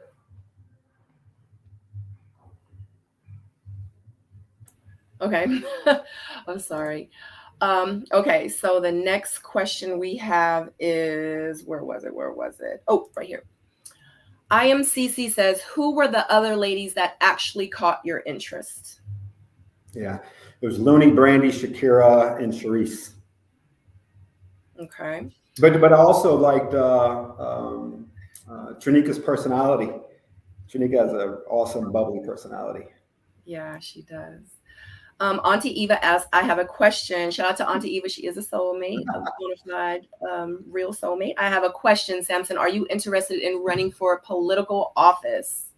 So, you know, I've been asked to support campaigns and be public speakers for people that are running for office, even as recent as this current election. I got a lot of brothers that are in politics from Morehouse. Big ups, Raphael Warnock. I got a lot of sisters that are in politics. Stacey Abrams, big up Spelman College. Our vice president, HBCU grad, HU. Anyway, there's opportunities out there. We'll see what happens in the future. I don't want to do it anytime soon, but once I become full gray and I look a little bit more presidential, maybe I'll run for, you know, city commissioner of some sort. I definitely love giving back to the community. So yeah, I can see myself doing something like that. Yeah. Good question. Son Lewis would like to know, what has your experience been with social anxiety? Social anxiety. It's been more so me trying to coach and mentor and just provide some mental support for my female cast. Social media has been tough on hair. They've been tough on makeup. They've just been tough on how they dressed. And I just tried to remind them that these people don't know you and they are just bored or bitter and just ignore it. But I'm 48. If the answer is about my own personal experience, I don't have social anxiety. Like I look at real problems and they're far beyond TV. You know, they're far beyond social media. I deal with people's lives in America. I deal with communities that need to be rebuilt. I deal with infrastructure issues. Like I have a huge team out here right now supporting hurricane survivors. And so that's what matters. There's no social anxiety for me personally, but for some of the ladies, it's been hard. So I'm here for them, and they know I'm here for them. I'm always going to be here for them. it's funny because I was cool with them on the show. I'm even more of a friend now after the show, because they see me beyond the cameras as being the same as what they saw me on camera. Okay. My next question is I really liked how you handled Shakira. Are you and Shakira still friends? Yeah, we're still friends. Yep. Do you still, I'm sorry, go ahead. No, go ahead. Do you hang out with, I know you've been down working, but I mean, I don't know like how long you work, how many days you work. Do you still like, are you still cool with a lot of the castmates? Like, do y'all hang out and like do stuff? Yeah. So they call me a lot, you know, and I want to call more and be involved more because I think that it was a fun experience again. And the friends that I had the friends that I have in my life have been around since high school and college. So it's always good to kind of bring in, you know, fresh blood and new energy and different perspectives. And because we have this once in a lifetime experience, it'd be nice to, you know, foster some of those relationships. But I hung out with Devin just recently because this is where Devin lives, here in Tampa. So I just met his girlfriend recently. Me and him were supposed to work out on Friday after the storm passes. So he has a girlfriend. Yeah. Devin has a girlfriend now. She's beautiful too. She's in real estate. Yeah, I caught that too. That too. Yeah. Because we was just talking to him. We was just talking to him. So I'm in the real estate on the side as a hustle. I just sold one of my properties, lakefront properties in Houston, during the pandemic, and looking at a property in Tulum for Airbnb. It's a split unit, so I can have two different customers at the same time. But and Zoe kind of connected me with the Tulum Connect with some of his people. So again, great opportunities on the show that led to business opportunities that I never even thought would even happen. And then there are, you know, people that are reaching out because of my connections in different industries. So I would always love to just, you know, connect some dots and help people progress throughout their professions, throughout their careers, and just always be there for them. So yes, it's been fun. It's been a good community. I spoke, Looney and I, we text, you know, she's doing good with it. Her new career, she's working a lot of hours that she's not getting paid for because the flight industry that Brandy is in, they don't pay overtime. So that was what she just texted me today. You know, I'm always in touch with Brandy and Mike, of course, Randall, you know, it's like my little brother. You know, Cerise and I, ups and downs, you know, I got to meet her aunt and some of her best friends after the show, after the reunion. But then, you know, I posted something, I was being playful. I posted a face of Cerise being mad on set. And it bothered her. It really got under her skin. I think I played a little too much, but I'm like that. I joke, I play. Sometimes I go too far. So Sharice, I'm sorry. Please forgive me. I'm not going to post any bad angles of you again. What about Swayze and Kadian? Oh gosh, I heard about that. I heard that she came on to your show and yesterday, and I want the best for them. Yes, I called her while she was doing a live with Kojo, and I really was genuinely saying, "Hey, keep your head up. I'm happy for you and Swayze," but she sees it as fake, you know. And I'm being serious, you know. I was happy. I didn't see them working it out because I didn't see him liking her, you know, because Swayze likes, you know, Latinas, but he actually has something strong with her. And so I'm really happy that actually worked out. But you know, my girl did say that she saw Katie acting up last night, and, you know, it is what it is. I mean, I'm not going to say anything bad about her or any of the castmates. It's not going to do it. She's good people in my eyes, and I'm happy that she has love in her life. And that's it. I'm leaving it at that.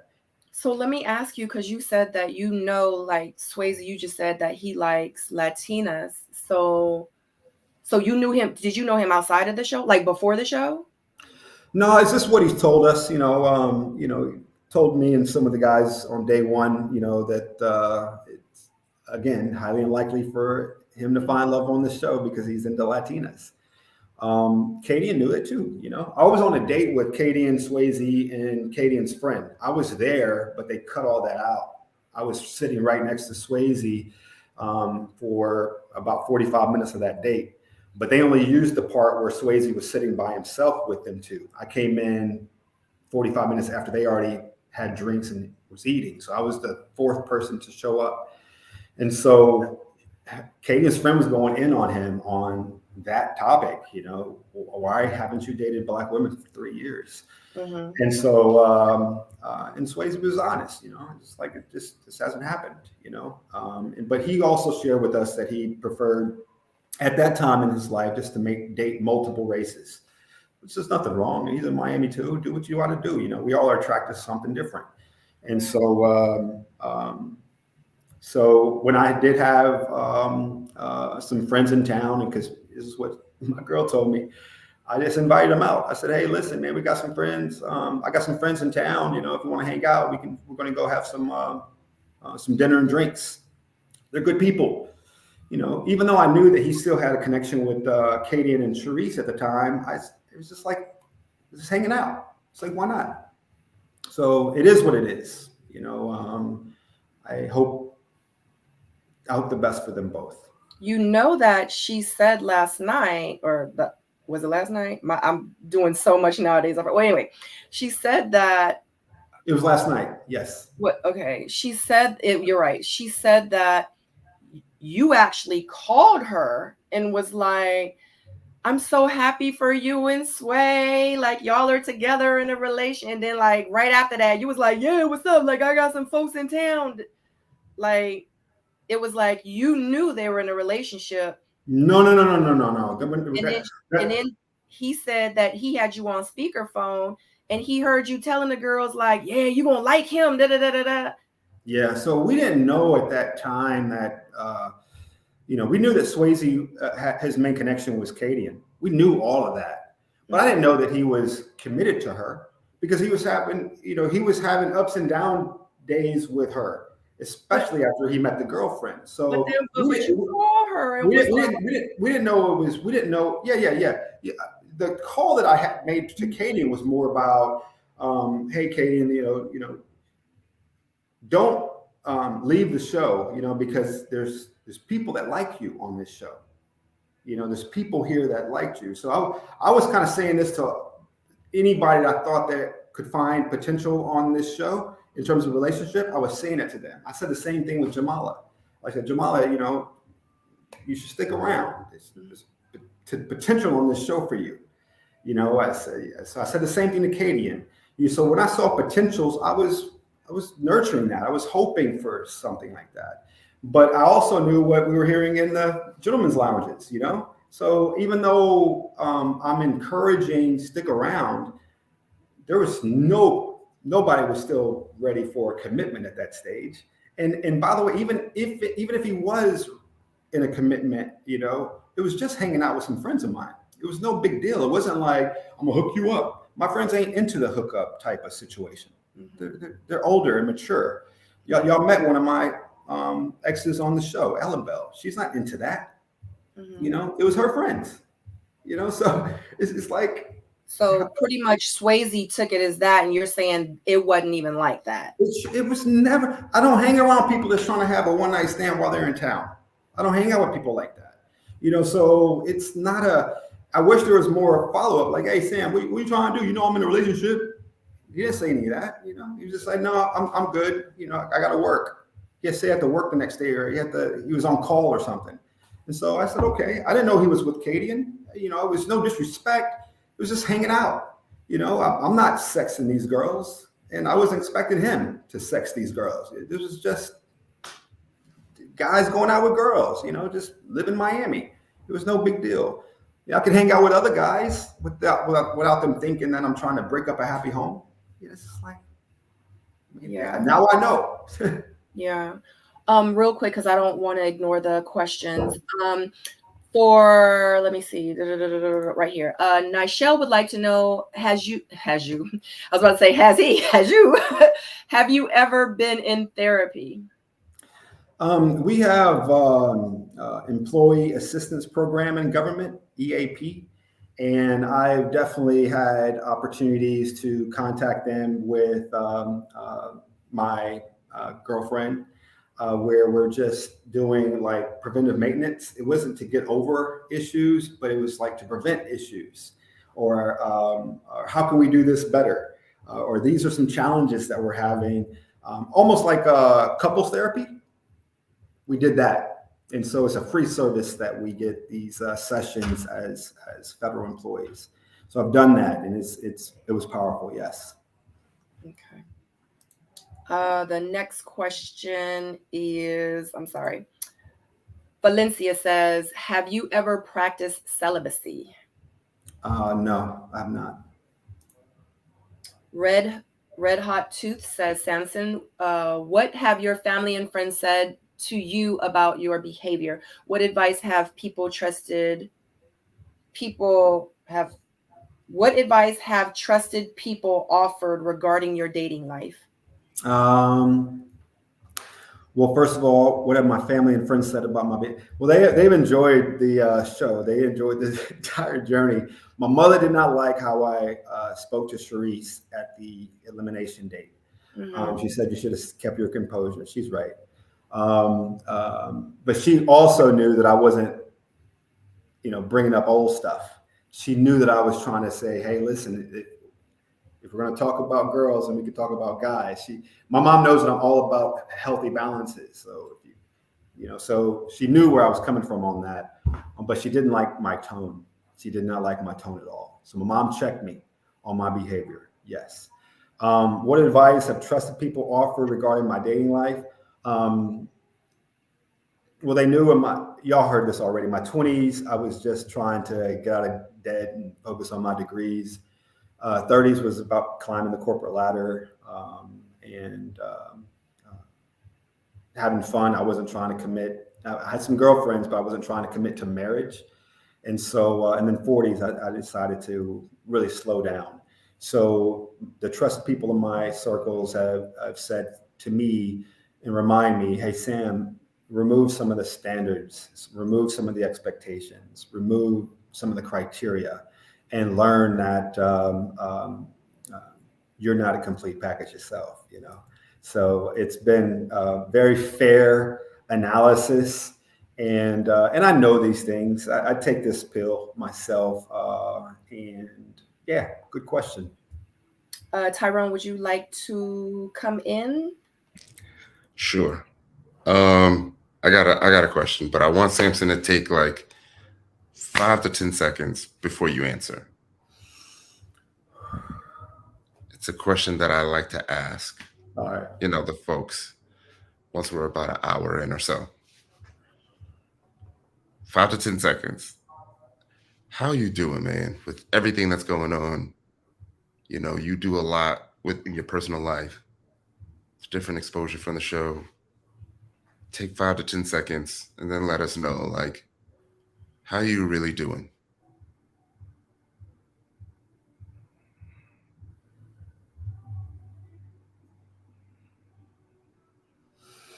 Okay.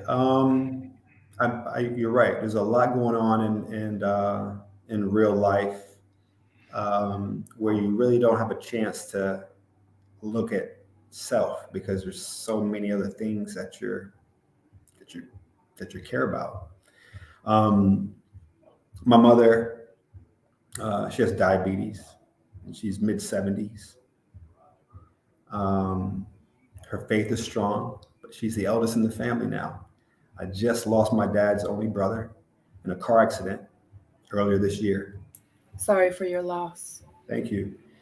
And in that same accident where he lost his life, my niece, Havobi, which means independent, she's been struggling with surgery ever since earlier this year, back and forth to the hospitals.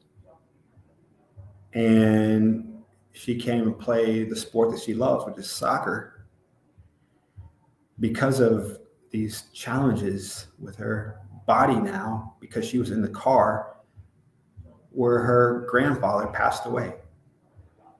So think about the mental and the physical anguish and challenges that my little precious niece is going through.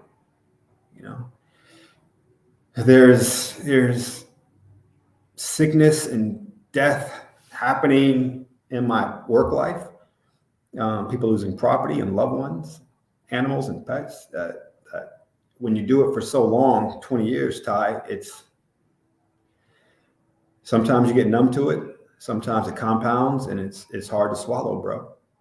And then you deal with, when you have such large teams the way I do, whether they're colleagues or they're mentees, just trying to become better people, better humans, better servants in this nation. You hear about what they're going through in life with their marriages, and as a supervisor, you absorb some of that. So this kind of stuff it takes a back seat to all of that I'm going through. So I haven't had a chance to really digest the Ready to Love experience. And so eventually I will, but right now there's a lot going on, man. I didn't even have a chance to attend the funeral of my dad's only brother. Rest in peace, poor Scott guy. He's up there in heaven. If y'all follow me on IG, there's a lot of tributes there to him. But life, man. But thank you for asking, man. It's tough out here. Okay. I'm not disregarding what you said. I have a lot of sympathy, for all that, but you almost didn't answer. And then you finally said it was tough at the end. I was asking you, how are you doing? I'm doing fine, despite it all. Okay. Gotcha. I think there's some communication. Never mind. Go ahead. No. But I was trying to be clear. I thought I was very clear with my response, but I think you were looking for something else. No, I wanted to know how you were doing. How are you doing? Yeah. And then in the end, you finally said, it's tough out here. So I said, okay. Well, see, like from when someone asks me an open-ended question like that, I like to elaborate. So whenever I ask someone like that in my line of work or family or friends, professional, personal, I expect a response like I gave. But you wanted me to say just that last 5-second piece. Can I say something? No. Let me get in real quick. That makes no sense to me, but I think it's a communication breakdown. So I teach effective communication. And so I think our communication styles are very different. And most people in my world appreciate open-ended questions to be elaborate and detailed. And I broke down a lot of, how are you doing right now, Sampson, to you and your audience. And it felt like you said, finally, you answered the question at the end. That's kind of disrespectful, but it's okay. No, listen, I was not trying to disrespect. I know you weren't trying to. Before I even addressed you, I even said that I'm empathetic about all the things that you are experiencing and going through. But then I even said that you eventually said how you were doing, how you were feeling, because that was the original question. And earlier in the night, we said that we were going to focus on clarity, right? And you even asked me, what is your question? I will answer your question. And my question was, how are you, Sampson, doing? I even said, take 5 to 10 seconds before you answer. How are you doing? But I appreciate you explaining all of these other things that are going on in your life, because the audience wants to hear all of this, which is why we're here. Yeah. I just, that's how I'm doing. Again, I'm kind of selfless. So it's not about, how I'm doing, what's on my mind, what's consuming me in my head is what I shared. It's not, has anything to do with Ready to Love or this journey. So how I'm doing has everything to do with my family and the people that I support and that depend on me. So that's how I'm doing. Yes, I understand. Like, I'm a mental health advocate, right? And I ask a lot of people who come on the show about our end. I ask them how they're doing. Like, I normally ask them twice. I ask them at the beginning, then I ask them again. But yeah, like everyone's approach to answering a question could be different, which is, part of the reason why we're trying to get a lot of the clarity. Now that I know that, okay, I good. will try to expand more. You got it. So on that topic, then, how am I doing relating to this Life, journey? like everything. I'm not even talking about Ready to Love. You, Sampson, the man, with everything that you got going on, Yeah, personal and everything. I said, because I know it's a lot. You said it was a lot. yeah. How are you doing, Sampson, the man? Yeah. How are you doing, brother? Yeah. Well, it's outside of what I just shared. It's definitely an opportunity for me to be thankful to God, because the opportunities that I never thought would yield itself as a result of coming on this show has been so fruitful, man. It's just wild how a TV show can open doors that you never thought you'd even be in front of. And so that's the best part of this entire journey. Sampson, I'm not trying to like get on you, but you literally just got on me for referencing the show. I And I thought you said, asked you again, and you referenced the show. We're not right. talking about the show. How are you, the man? You started talking about your That's opportunity. what I'm talking about, though. This is the part that I'm saying. This is how I'm doing. Okay. Maybe I got it right. Okay. Yeah. Okay. Yeah. So that's I'm not. I know I could be talk about anything at this point. You clarified. You're right. So, you're right. You're right. So that's my response to your clarity. Okay. Again, I think it's a communication barrier here. I think you're wanting me to say something that I'm not saying, but I'm letting you know exactly how I'm doing. I'm very grateful and thankful about what's happening. That's it. And then the part that's not well with me is what I shared the first time I answered regarding some of the issues that's happening around me, in my family or coworkers. So I gave two different responses, man. That's how Sampson is doing. Okay. Yeah, it kind of hurt. Appreciate it. And then also very grateful, man. Got it. I understand. I got it. Sabrina, you were gonna say something? I don't feel like I cut you off. I just think that Tyrone really is just asking you, like, with everything, like, how are you feeling about, like, do you feel stressed out about everything? Do you feel like the show is weighing on you? Do you feel like, I actually feel great. Like, I wake up every day, like, some people don't like me. It's cool. I don't care. You know what I'm saying? Like, they do, they don't. I don't care. I still got to go about my day. I'm still in good spirits. It is what it is. I'm cool about the show. I think that's what it is, that he's just asking you, just personally, how can I put it?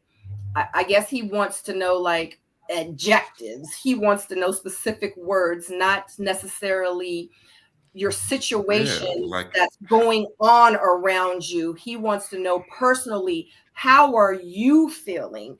I'm feeling sad. I'm feeling happy. I'm feeling overwhelmed. I'm feeling, like, I think that's. Oh yeah, I kind of alluded to it earlier, and I'm sorry, because Sabrina, you said he does want a Ready to Love answer, and Ty just said he doesn't want a Ready to Love answer, but I'll give a Ready to Love answer since Sabrina brought it up. No. I was only saying that because you told me not to reference the show. Yeah, just how are you feeling in general? Yes. The only thing with everything.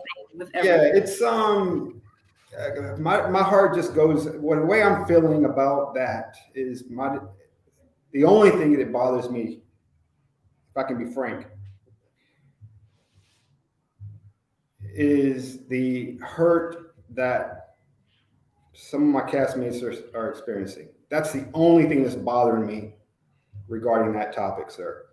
And there's nothing else. And it's unfortunate because out of 20, it's really just a couple that's making a couple of bad apples, right? Can spoil the bunch. That's what Big Mama used to say. And there's just a couple of voices that are out there that are extremely negative and pessimistic that are really hurting some of our women. And And it's sad because you talk about mental health that you do, right, Tyrone? I mean, I'm one of the sounding boards for that because I'm the elder on my season, and I have a really good active listening ear, and I'm always responsive. So when someone needs me, I pick up. So that's the only thing that really gets to me is how a couple of people are impacting many people. The men don't give a damn what's happening, other than them having a heart for the same things that I'm talking about. But it's the women that are truly being impacted, not just by interviews, but what they're reading on their pages or on Facebook or on Twitter or on IG. It's disgusting. Some of them even face to face with people on streets whenever they're out. You know, people think they can walk up to a girl and say whatever the hell they want. Some sad shit happening out here as a result of them just going on a TV show. So it's hard for them. They can't even avoid it unless they just stop looking at social media.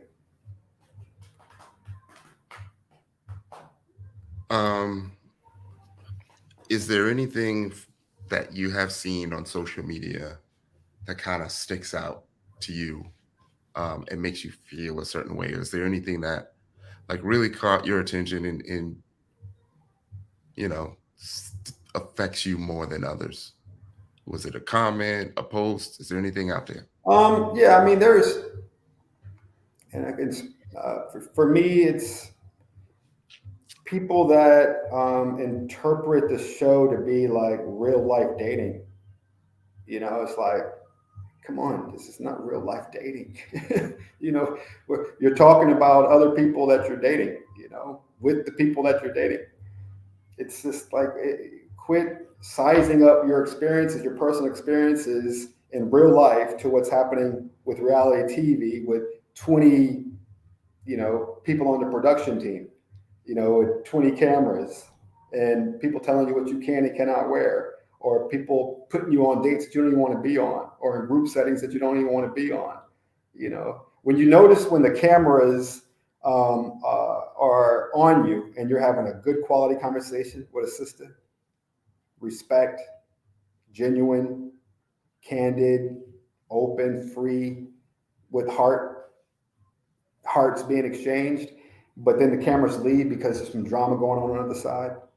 Why would the cameras leave when the good stuff is being shot and go over there because someone's cursing someone out or someone is talking about something sexual?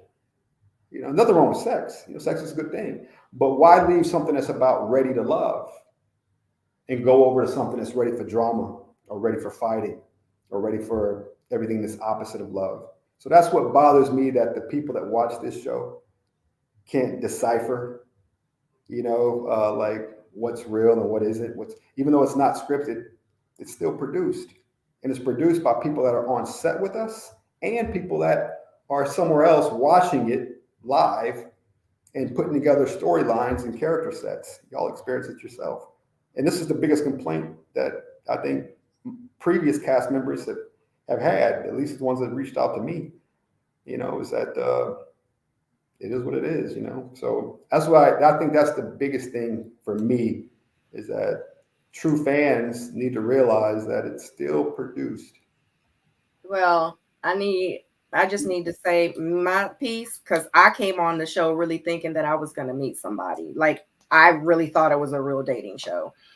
So I can't speak for everybody else, but I know for me, like I've said in my interviews when it was my turn to do interviews, like me and my daughter was in here and I mentioned that me and my daughter was in here and we had a whole conversation. And I was like, how do you feel about mommy going on a dating show? She was like, mommy, a dating show? Like, I had that whole conversation and we both were really excited. And I remember saying on my interviews that my daughter was like, mommy, you actually might meet somebody and fall in love. And she was like, I said, is it okay if mommy goes? And she was like, as long as you don't kiss anybody. Like, so I have to say, I really thought like it was a dating show. I didn't know how it was. I've never been on a reality TV show before. So Yeah, but after going on it and learning the things that I learned, it was, you know, slightly disappointing because I'm thinking I'm going on there and I actually might meet 10 men that have the same mindset as me, that, you know, are ready for a relationship, that's ready, you know. So that's what I really thought. So you thought you was going to meet 10 men that were ready? Well, no, I'm just saying, like, obviously they're on a dating show because they want to meet somebody. I'm on a dating show with them because I want to meet them. Even though you knew there were 10, how many do you think that you were actually going to have an opportunity to actually fall in love with? I wasn't trying to fall in love with anybody. I didn't come on the show to fall in love. I came on the show to find me a boo. I came on the show to meet someone and hopefully we could start to build something. You know what I mean? I wasn't trying to find marriage on the show. I wasn't trying to find my daughter a baby daddy on the show. I wasn't trying to find a husband on the show. Now, if I ended up finding all those things 2-3 years later, that's where the relationship ended up going, then kudos to the show. It worked. The process worked for me, you know, but it didn't happen like that for me. But, you know, I guess there are some people obviously that think like, I ain't going on the show to find no love. Let me go on here to promote. I ain't going to find nothing on this show. Let me just go on here because I need something to do. Let me go on this show because you see what I'm saying? So everybody has their own reasons, but I just want to say personally that I was one of the people that went on the show because I was really interested in finding someone to date because, you know, I'd been single for a while. So, and I thought that it would be fun too. You know what I mean? So kind of hard to say no to Will Packer and OWN. Yeah, I mean, don't get it twisted. It's cool. It's fun. I'm about to be on TV, but guess what? I might get me a whole husband out the deal too. Like, that's honestly what I thought. And that's why how the journey and the process ended for me. It was so disappointing for me because I really went in there thinking this. And what I got was, you know, some of the men did not have that mindset, you know? So it was just disappointing. So. Sampson, was the entire process a positive or a negative for you, mentally and emotionally, and why?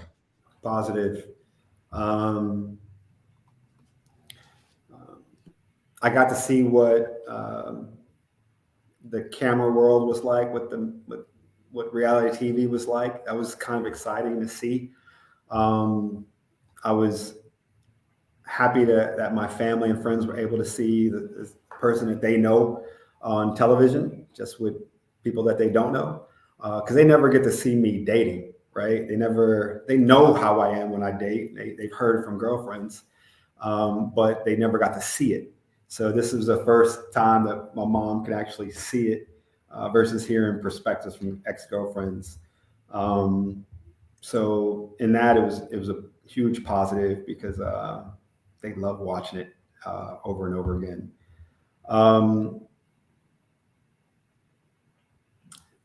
Yeah, I'll keep it short. So I do have, I'm sorry, a bunch of the questions from the chat. Hold on, before you go, Sabrina, Tyrone, I see Tyrone's facial expression again. Tyrone, you want me to elaborate? Or I know some of your audience likes the responses to be short. And so I'm trying to I don't know how to weigh this, man. No, man, I asked your you. Audience, Sabrina says he's so long-winded. No, how about this? So long-winded, so I'm trying to be short to make your audience satisfied. I'm gonna just ask you. I asked you, was the experience from the show a positive or negative for you, mentally and emotionally, and why? Do you feel like do you feel like you answered that question? Mentally and emotionally, I think it was a positive because of the energy that I'm getting from the people that have watched it that I know. You know, so I feel like it's been a positive. The only negative mentally and emotionally is when I'm getting people that are crying on the phone because they don't know who to believe, because they thought that there was some relationships and on the show that didn't pan out, and they thought that, damn, I put my life out there, my heart out there for potential love, and this person was lying to me the whole time. Or they were sexing someone, and it finally came out. And I'm not saying names here. So no, we're not asking. Yeah, I ain't saying names, but there are people like that. Yeah. There are people that personal. You're not supposed to date, between scenes. You're not supposed to hang out, but that was happening, and some of the truth is coming out, or some of the lies are coming out, and people are playing silly games, and so no one knows what to believe. But their heart was in the show, like Sabrina, went on and was hoping that there could be a potential for something to develop beyond the show, right? And so they left with their heart open and then all of a sudden broken. There was so much that took place in that reunion that y'all didn't see. That has a lot of tears still flowing, a lot of question marks. I wasn't a part of any of that. The majority of us wasn't a part. LJ wasn't a part of any of that drama. Dominica and Calvin weren't, right? Because they were going so soon. So it was almost like the people that left early, like when I should have left, they were spared. But everyone that made it to the end, in the middle of all the drama, even Mike was in the middle of the drama at the very end with, what happened at the reunion. And he found love, luckily, and that's my boy, So that's the emotional and mental part that bothers me, Ty, just to answer your question.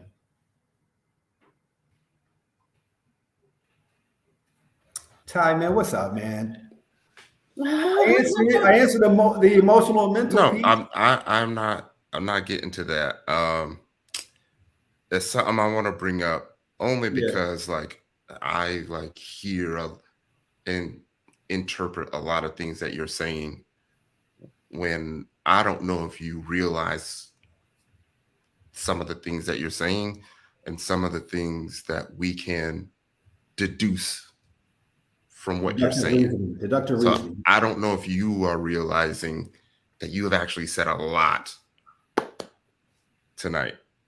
And that's what I was getting at. So sometimes in your explanations, you end up saying things that either we didn't know before, sometimes I take a step back like, oh, okay. I can expand on that if you want me to. Yeah, please. But then also earlier you said you weren't aware of some of the newer terms. So I was going to bring up a term and it just made me laugh at the thought of me asking. Bring it. You sure? Yes. You're not going to get mad, right? We all smiling. I'm not going to get mad, man. Again, the only thing that made me mad was the gay stuff, man. So I'm not going to get mad, but go ahead. Okay, but do you know what dry snitching means? No. Okay. Obviously, it's a bad term. Like you're talking about someone without talking about them. Yeah, I think you mentioned. So you asked me to expand on it a little bit. I think you mentioned earlier that Swayze and Charisse were a connection. Yeah. Okay, so that would be something new. That's nothing new. Come on, you saw the date. I wasn't finished. I wasn't finished. That was something new that I was unaware of. I felt like it was always just a friend relationship between them two. Well, I mean, you saw the date with them, right? Yeah, we saw a lot of dates. I'm talking about the long one with Charisse and Swayze at the very end. Remember when Swayze told Charisse, I don't see you that way. I'm just one woman type of man. I'm all in for Cadian. And Charisse was trying to say, hold up, but I like young guys and I'm into you. And she didn't know until that date that I don't know, but I don't think that she knew that Swayze wasn't interested. We knew, the guys knew, because in the lounge he would say, that's Auntie. He would call Charisse Auntie. So we all knew, the guys knew. I don't think she knew. I think she liked Swayze. You heard at the reunion. Like Tommy said, hey, who are you feeling the most? And she said, Swayze. She liked his muscles. So, I think that again, Swayze has to keep someone around. So I don't know what he was telling Charisse, but he had to keep her around to stay on the show, to make it to the end with Kadian, right? You got to have other connections, people that you're talking to. So, that's what she told Tommy, that it was Swayze. So we knew that Swayze was looking at her like a friend, like an aunt, but she didn't know. So it goes to your point again, Tyrone, like in your season, you said you were able to tell the girls, I don't know how far you made it. I don't know if you made it to the couch, but he was able to make it to the couch, to the very end, because he had Charisse thinking that she was an interest. She was all in with him all the way to the end, just as much as with me. They only showed me in her. They didn't show her in Swayze until the very end. So it kind of caught all of us off guard when we was watching it. Like other cast was like, what? Because why does Charisse, not knowing where she stands with Swayze, when Swayze is saying to us the entire time that that's just a friend. So he just didn't tell her, that's all. So similar to this, it's just the process. He's just going through the process like everybody else. Similar to, I mean, everyone's looking at, giving Mike flack because he didn't tell Kayla straight up. That's not flack. He's just going through the process. His number one was still Brandy. Don't hate on Mike, This is the process. And I think he did it properly, the way he handled Kayla. I don't think there was any shade. I think all the shade and the trashiness is happening after the show. I don't think it wasn't happening on the show. At least I don't know it was. Remember, I was the least one in the conversations. So me watching this I was like the most paired up to what the audience experiences, because I'm not talking the way everybody else is talking. When my phone would ring and it was someone from the cast, I'm like, I ain't answering this shit. I would not answer my phone. I was like, hell no. There's no way, because I knew that they were not going to be talking about what I wanted to talk about, which is stocks, sports, trips, shit that I like to do. And so they were going to be talking about something else. So I was avoiding it, bro. But yeah, I mean, I'm not about to throw any shade to anybody on this interview here with you guys. I just want you to know that, yeah, I think Charisse liked them a lot. And it's okay. I'm glad that she had a connection with him. She liked you a lot. She ain't like him a lot.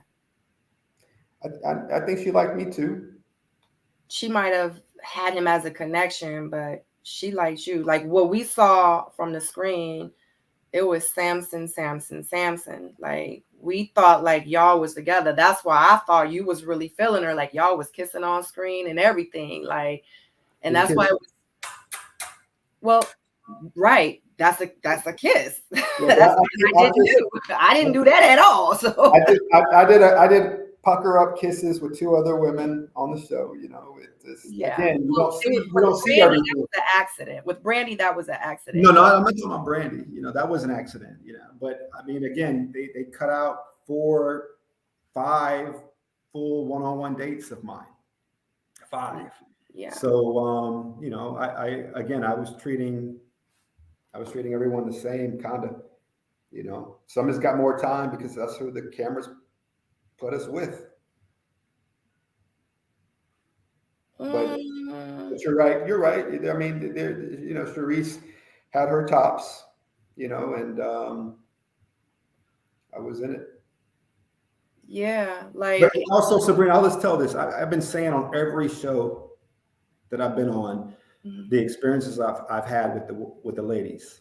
I had some good experiences with the ladies. And so I just hated that the last experience that I had with Charisse was not good.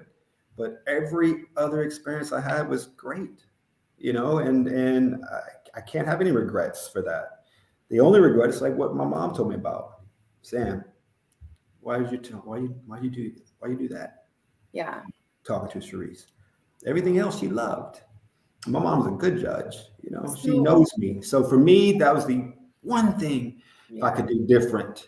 I would change. The one thing I wouldn't change me up getting upset about the gifts, because it's like, come on, you when you date people, the way I date people, a small gesture is a small gesture, and a gift is nothing. None of those gifts cost over $20, not one. And so, like I was telling the Crawleys last night, conversation with the Crawleys, Tarsha and Kevin. I said, hey, listen.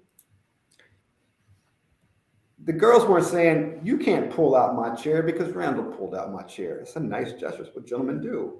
Like bringing a small gift. It's what gentlemen do. You can't say nice things to me because someone else is saying nice things.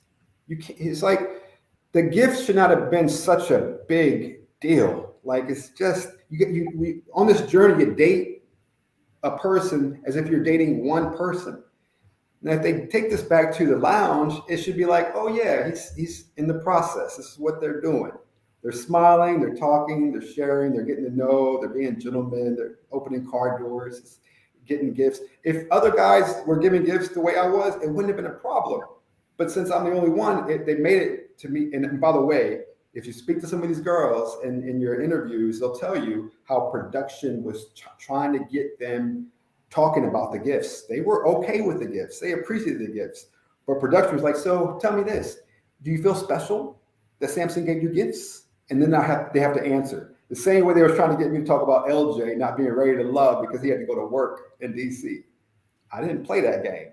So some of them just played the game, and they, it's not getting sucker punched, but they sized them up on that gift stuff because they mentioned the gifts in like 4 different scenes, including the reunion.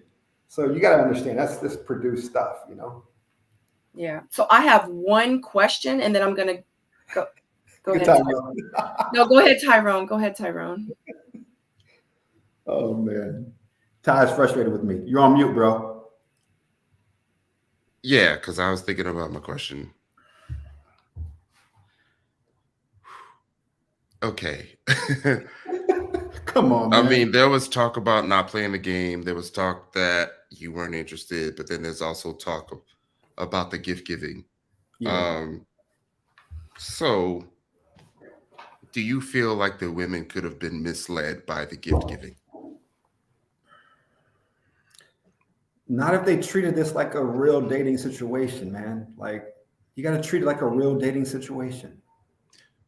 That's like saying, you're pulling out a chair for everybody. Why are you doing that? If I'm special, pull out my chair only. Treat everybody differently. Treat them like a friend. Would you pull out a friend's chair? I would, but not everybody would. It's like, again, a gift is a gesture that gentlemen do.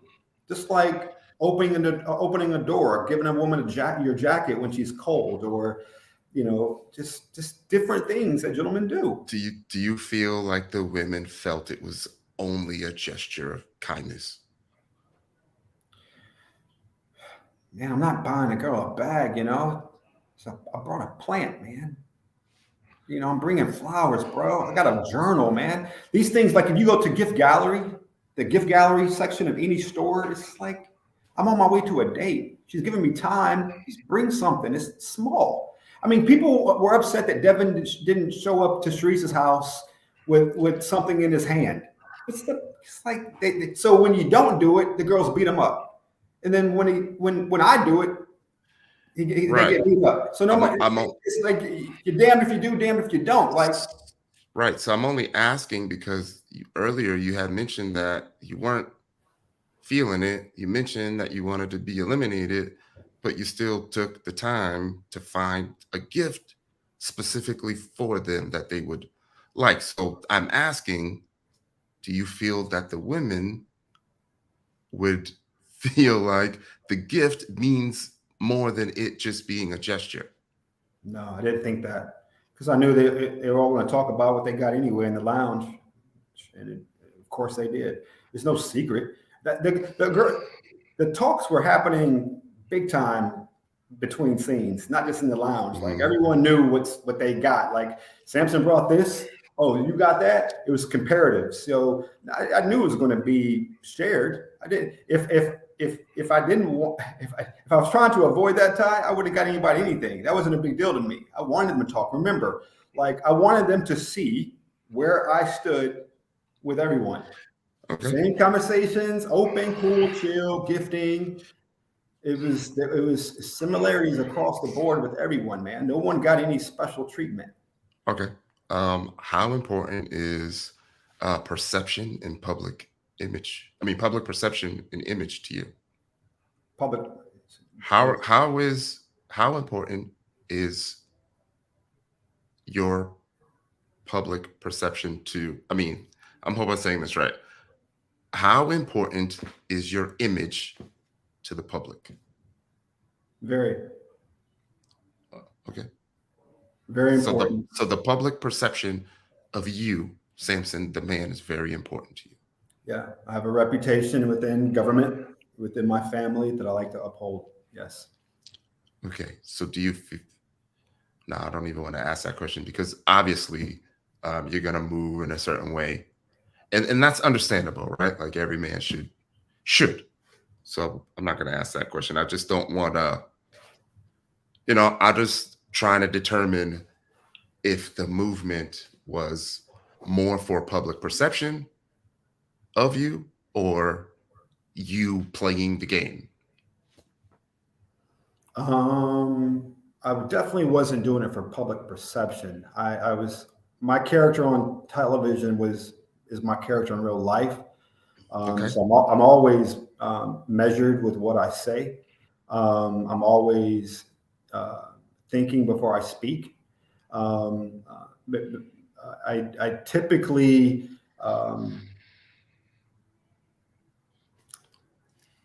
have very little regrets in life because I take my thought process serious.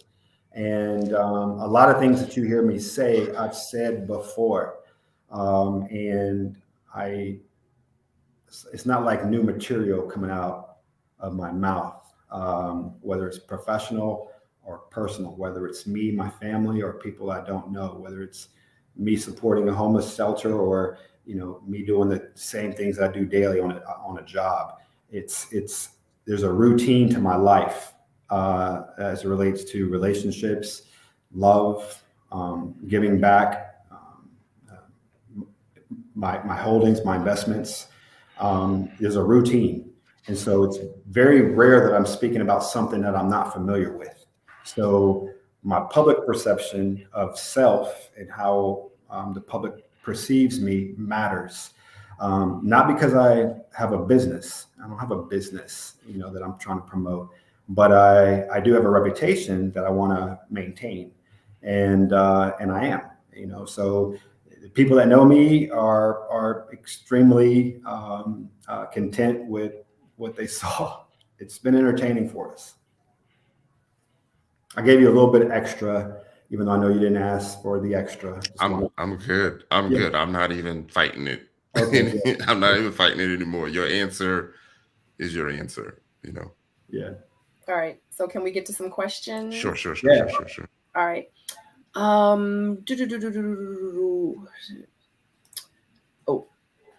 IMCC says, has this experience taught you anything about yourself? That I still like what I like. Okay. All right. Thank you, IMCC. What were you about to say, Tyrone? Nothing. I was going to say that would have been a good time to expand, but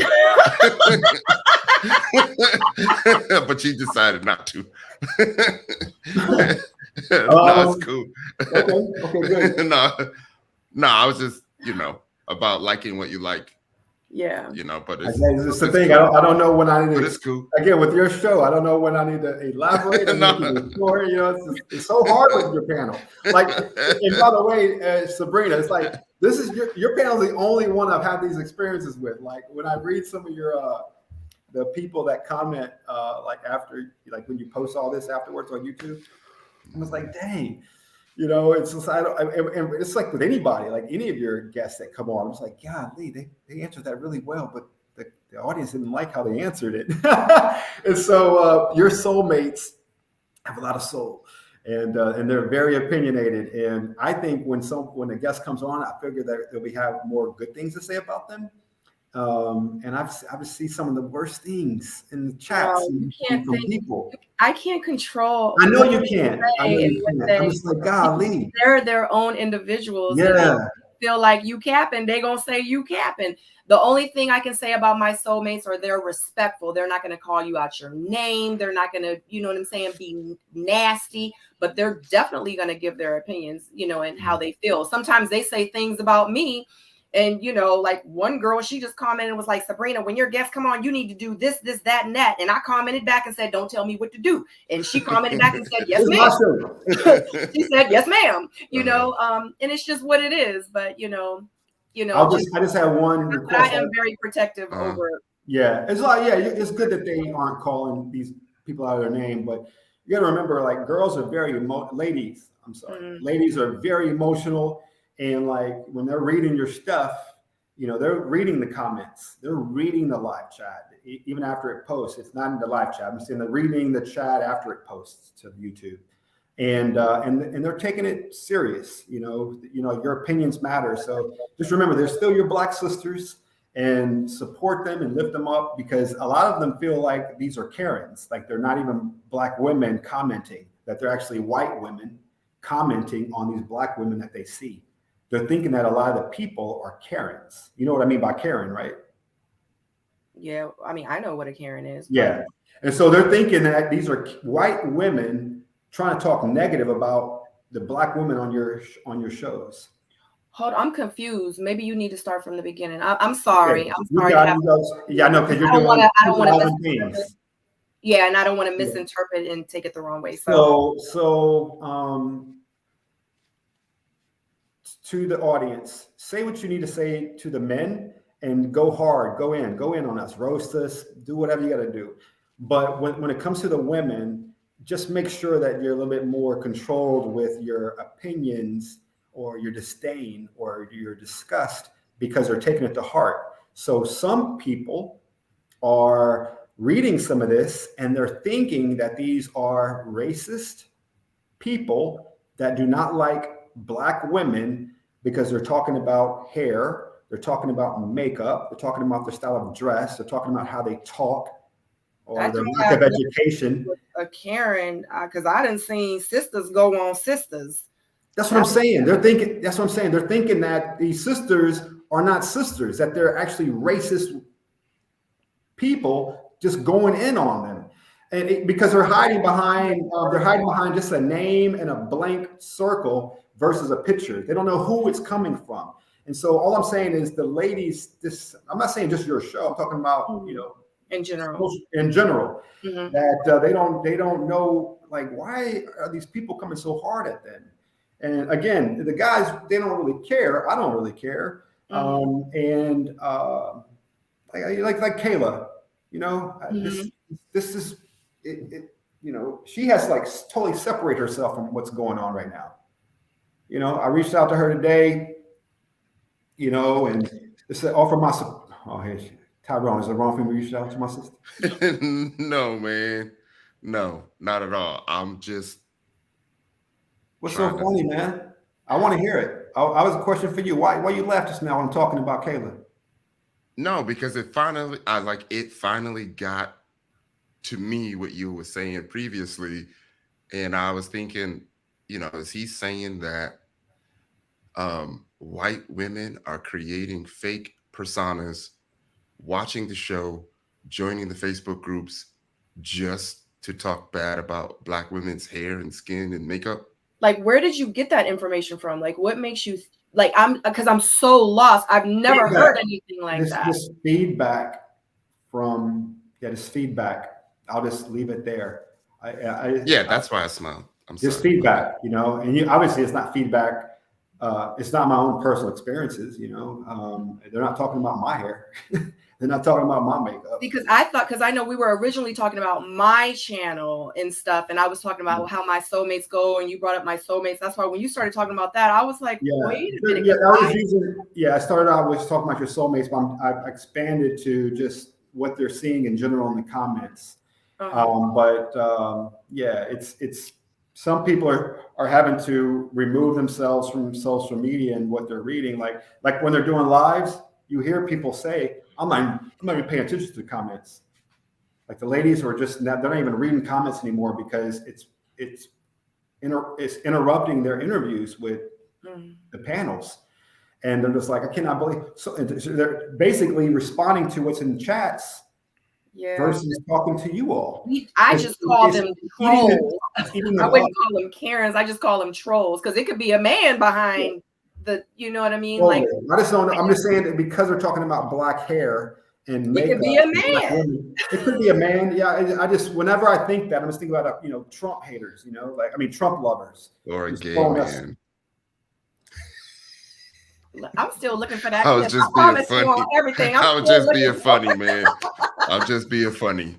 We're gonna have to drink about this one. Next time we're in the same town, we gotta have a drink about that. We're gonna toast. Give me some more questions from your audience. Give me some hard questions, like those that hate me. I want some hate questions. No one hates you. I know there's some haters out there.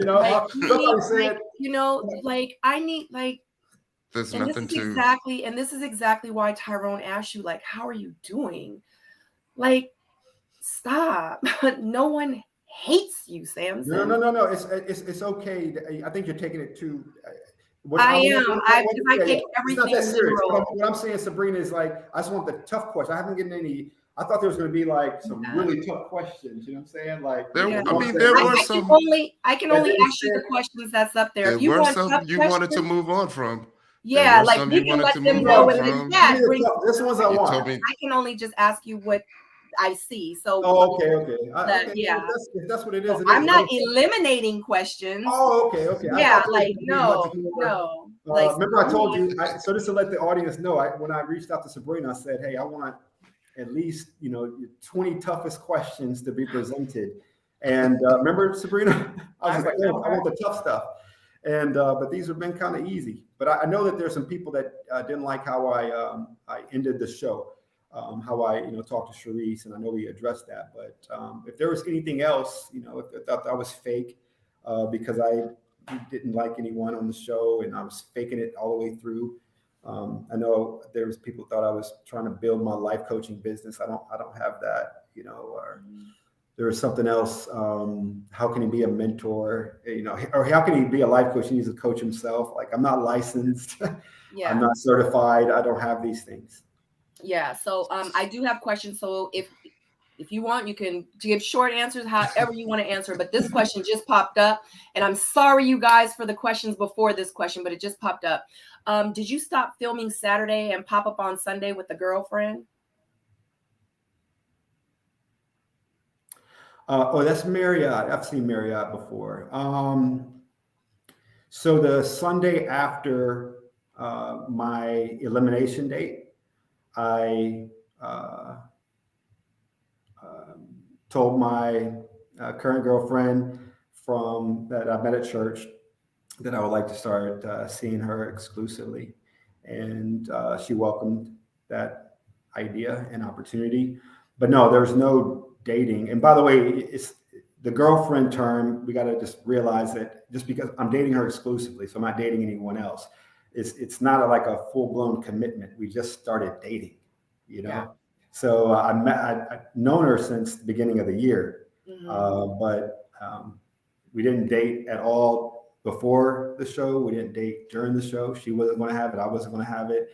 So once I was eliminated, that first Sunday I went to church, and that's when I was able to speak to her. So that's when the dating started, right after the elimination. A good question. Okay. She actually wants to know also, and I'm just going back to her because this is one of her earlier questions. Do you regret doing the show? No. Would I do it again? Probably not. Something where, I would just say I don't regret it. Yeah. What is your type? Oh, wow. That's a good one. Toyin C. Divine or Devine. I like an athletic build. I'll give physical first. A woman who's athletic. I like brown-skinned women. Sabrina, you barely meet the You're so light skinned, you know. You're like my complexion, and so I am not your complexion, Sampson. You're just a little bit you're high yellow. I'm brown. It's got the bright light shining on me. Caramel. Yeah, you're caramel. You're like caramel mocha, which you're beautiful skin, by the way. Thank you. But I like a little bit darker. I like a woman with full lips. Because I have hardly any lips, and I definitely. Hold on. So you would say you would date me if I was darker? Is that what you were saying? I would date you as is, you know. Oh, well, thank you. I would date you as is, you know. But I also prefer a woman that has a beautiful smile, and I kind of have like a height. I don't like women that are my height or higher or taller, I should say, not higher. How tall are you? I'm 6'2". Oh wow! Oh wow! I didn't know you were that tall. 6'2".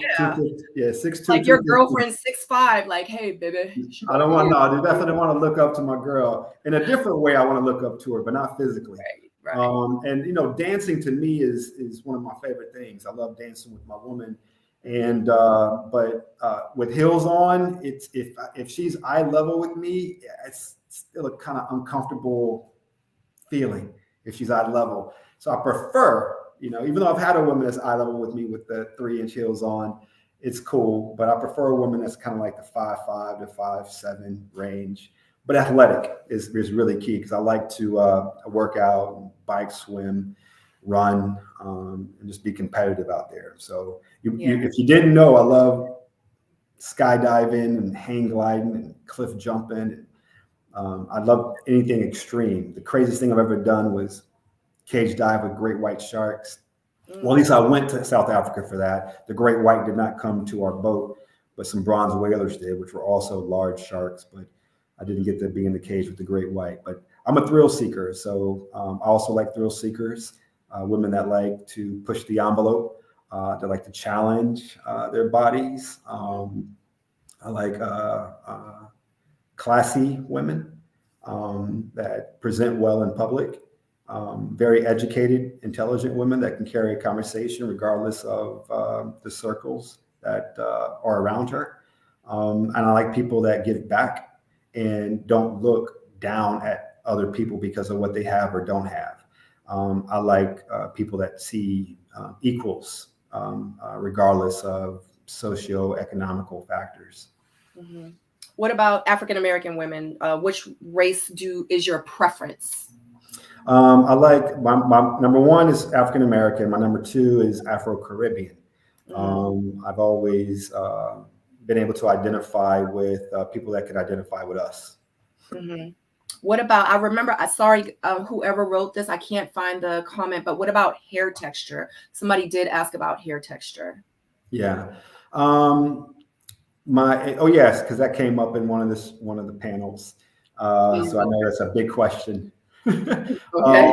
I like natural hair texture. So whether it's curly, I like it. Whether it's straight, I like it. I want it to be natural is what I prefer. But I know nowadays it's a thing for women to change it up with the braids and the weaves and the wigs. And it's just being, you know, that whole Beyonce, just change it up, keep the guys guessing. So variety is good. Diversity is good with the hair, but I prefer natural hair. Yeah. Real quick question from Jamie Alexander. What's up, boo? One of the panelists. God. Yes, you already know who Jamie is. Oh, Jamie. Yeah, that's Jamie. Jamie can't come on? No, she can't come on. Yeah. You got to do another one with her. She wants to know, when was your first heartbreak and what residual effects did it leave on your heart, if any? I knew Jamie was going to come with a good one. So I wanted to marry one girl in my life. I did all the diamond research, cut, clarity, and carat. And I was thinking about where I wanted to propose. Got all the way to that level in life. And I was just in my younger 40s. I told y'all this is when I wanted to really settle down once I got to my 40s. And because of some past trauma in her life, she was in therapy, and we also did the therapy sessions together because of some of the things she was going through with her ex-boyfriend. He was abusive, and it was hard for me to give her the support that she needed. I didn't know how to support someone that had this type of trauma other than just listening and loving her. But there were struggles because she had a fear that other men would be like this. She had a hard time trusting men, and even sometimes had a fear of trusting me, and also had a fear of abandonment. She thought that I was going to leave her, just because the person that she loved and that hurt her ended up leaving her, even after she stayed through that abuse. So it didn't work out. Make a long story short, Jamie, my heart broke for the first time in my life for a woman. I never knew what a woman was meaning when they said he broke my heart. So a lot of guys don't understand this feeling because they never had this feeling. But I couldn't even sleep properly. I didn't have an appetite. There was truly a pain inside my chest because there was no sleep or a lack of sleep. I wasn't eating properly. And what this person was going through, I did not know how to help. I didn't know how to support her properly. So my heart was broken. So in that moment, I knew for the first time why men should be very, very delicate and compassionate when a woman says, hey, I feel like you're breaking my heart, or I feel like, you could break my heart. There's depth to that statement and to those feelings. And that was in my early 40s. For the first time, I had that experience. And like I was telling Kojo the other night, I didn't have these experiences in high school or in college. I only had one long-term relationship in college for 4 years, and it only lasted 1 year. Most of my relationships happened in my 30s. And then the one I'm talking about was in my early 40s. And so just an 11-year span of my 48-year life was what I was in committed relationships. But that first heartbreak was in my early 40s. The residual effects, I don't want to feel that ever again. But of course, I couldn't control what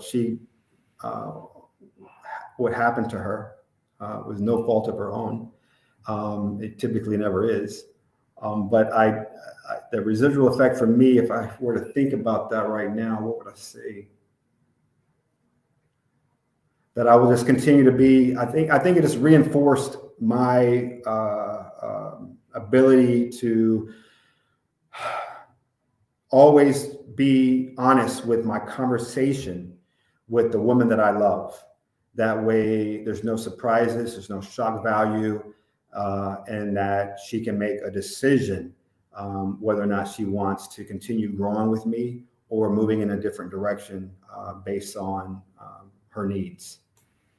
Okay. Thank you, Jamie, for your question. Shout out. Hey, boo, hey, boo, hey.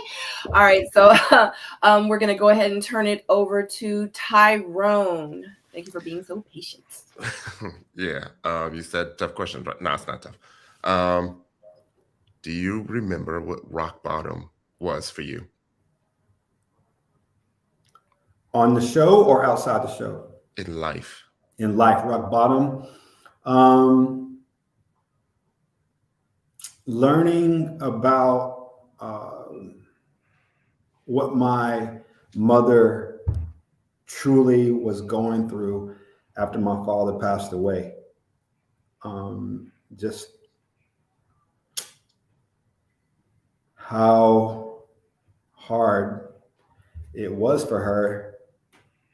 And she had an outlet, but it wasn't us, the closest people to us.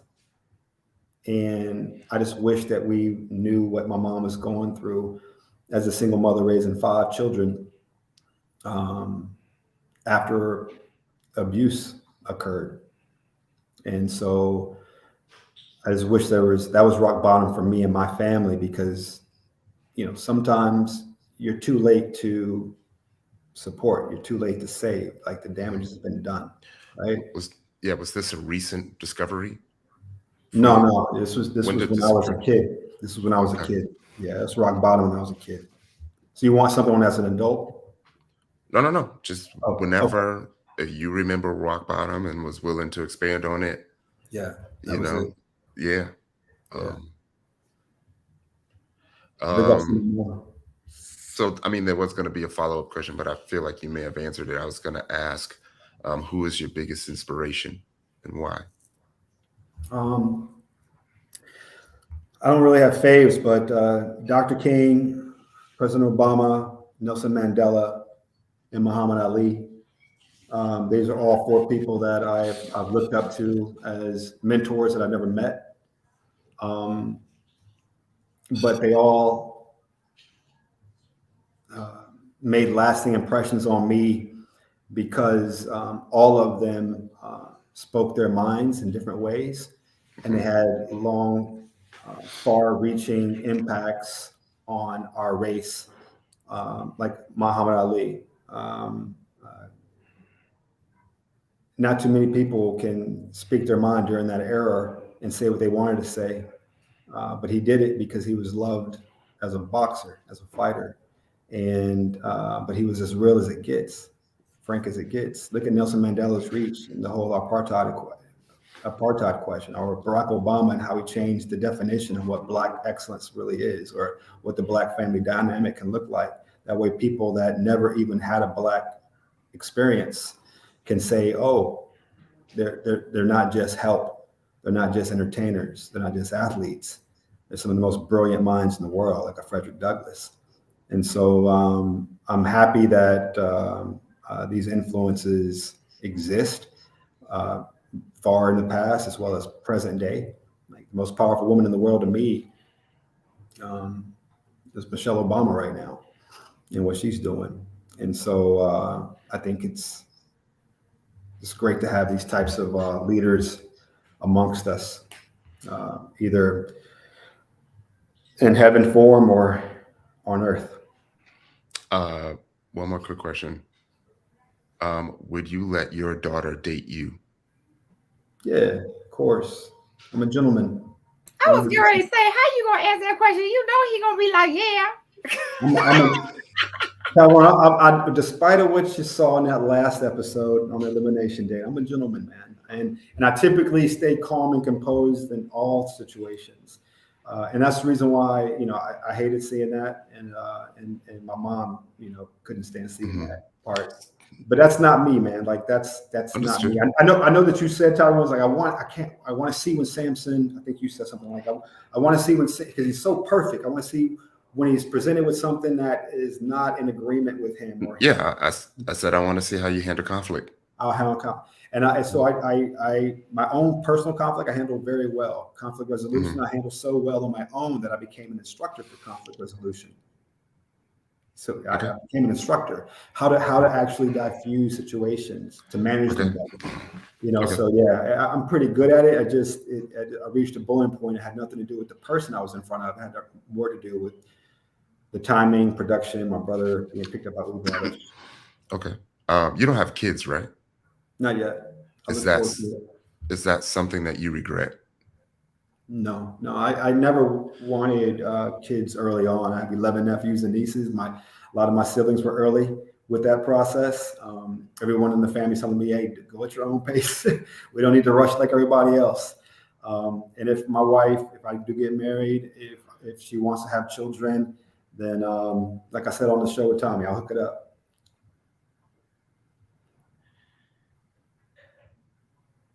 I got a question, and this is the question I wanted to ask earlier, but we've been jumping all over. So this is about the show. Mm-hmm. So in one of the interviews, and I want to say that I did not see this interview, so I feel like it's hearsay at this point, but I could be wrong, but I could be right. In one of the interviews, you had mentioned that you really wasn't feeling Sharice like that. Like you wasn't feeling her, you wasn't like, you just wasn't feeling her. So if you weren't feeling her, like, and then you said that you weren't really feeling any of the women. So if you weren't feeling her like that, then why did you act like you were? Why did you act like you were interested in her? Because when you were getting the facial with her at her salon, she was asking you these questions and you were like, why are you asking me these questions? Like, you and I, we've talked about these questions. I've answered these questions. So obviously the questions of her trying to find out how you feel about her, you obviously told her how you felt about her off camera. But why did you act like and tell her like you was feeling her when in the interview you said you wasn't really feeling her? Like, I want to know, like, was it because you were playing the game, or was it because you were just wanted to stay in the, like, I'm not like, I just want to kind of have an understanding. Like, did you really like her, or like, no? Like, yeah, I liked her as a person, and I did. I really did. Sharice is a good person, and I like the fact that she's super honest. I just did not see myself with her. Her personality type is doesn't gel with my personality type, you know. But I think she was ready to love. Our conversations were really not about us, you know. Our conversations were about my family, you know, what I do, her family, what she does, but it wasn't about us building together, you know. It never was like that. I do know that we had some very intimate conversations, and that's the reason why I want to continue to know her. But she knows that there's not an opportunity for us, you know. I think she knew there was an opportunity for us on the show. Again, the conversations were cool, but they weren't meaningful for a relationship to blossom. And so, yeah, the salon, just to draw some emphasis on the salon experience, there were a lot of questions that, she didn't have questions for me when we just talked on the phone, off camera. There were no questions. The only time that she would say things was on camera, you know. So I started to wonder, like, why are you saving stuff for the camera? You know, if you really want to know some stuff, we talk every day.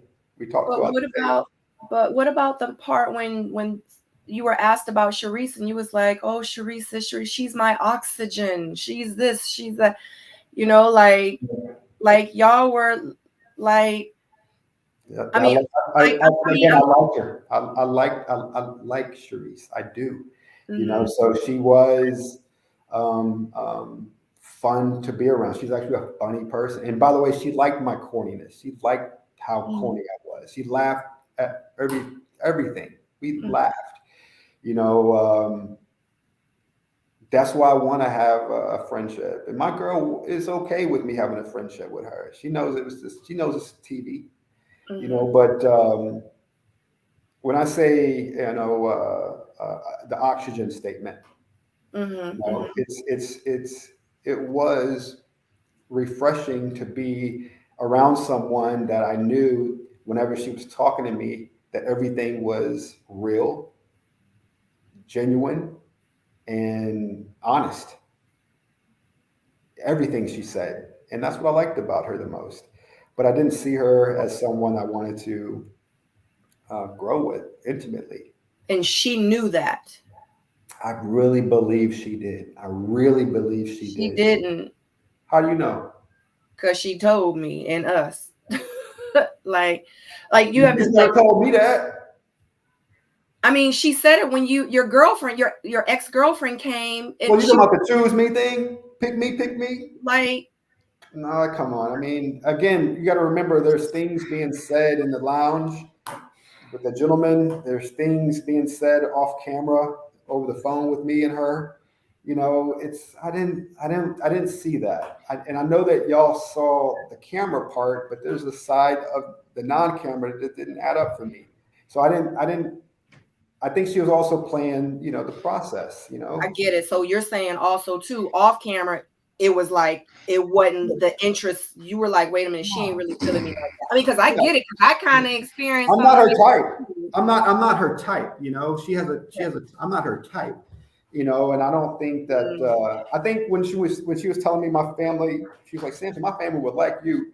And even after the show, she says her family likes me. And that's I've met some of her family, you know. Can I ask you another question real quick, Sampson, before I forget? I'm sorry, don't be mad at me. Are you more attracted to her friend when you went to go visit her friend? Are you more attracted to her than you was with Sharice? Because the way y'all was looking at each other, I was like, oh, that's his type. That's his type. To me. Well, Rochelle and I have more in common than Sharice and I. Yeah. And could I see myself with Rochelle or Sharice? Probably with Rochelle. More so than Sharice, because once I asked you earlier about like what so she is actually more your type, because she's actually as soon as you walked in the door, I saw the connection. Yeah, both of them beautiful. Right. And by the way, Tyrone, my energy is like that. You know, when I meet people, you know, I'm a bubbly, outgoing, upbeat, energetic kind of guy. I think I saw something you said like, why is he all extra with Rochelle when he walked in? You said that, didn't you? Or is somebody else? Yes, I said that. You saw the connection. Yeah. I mean,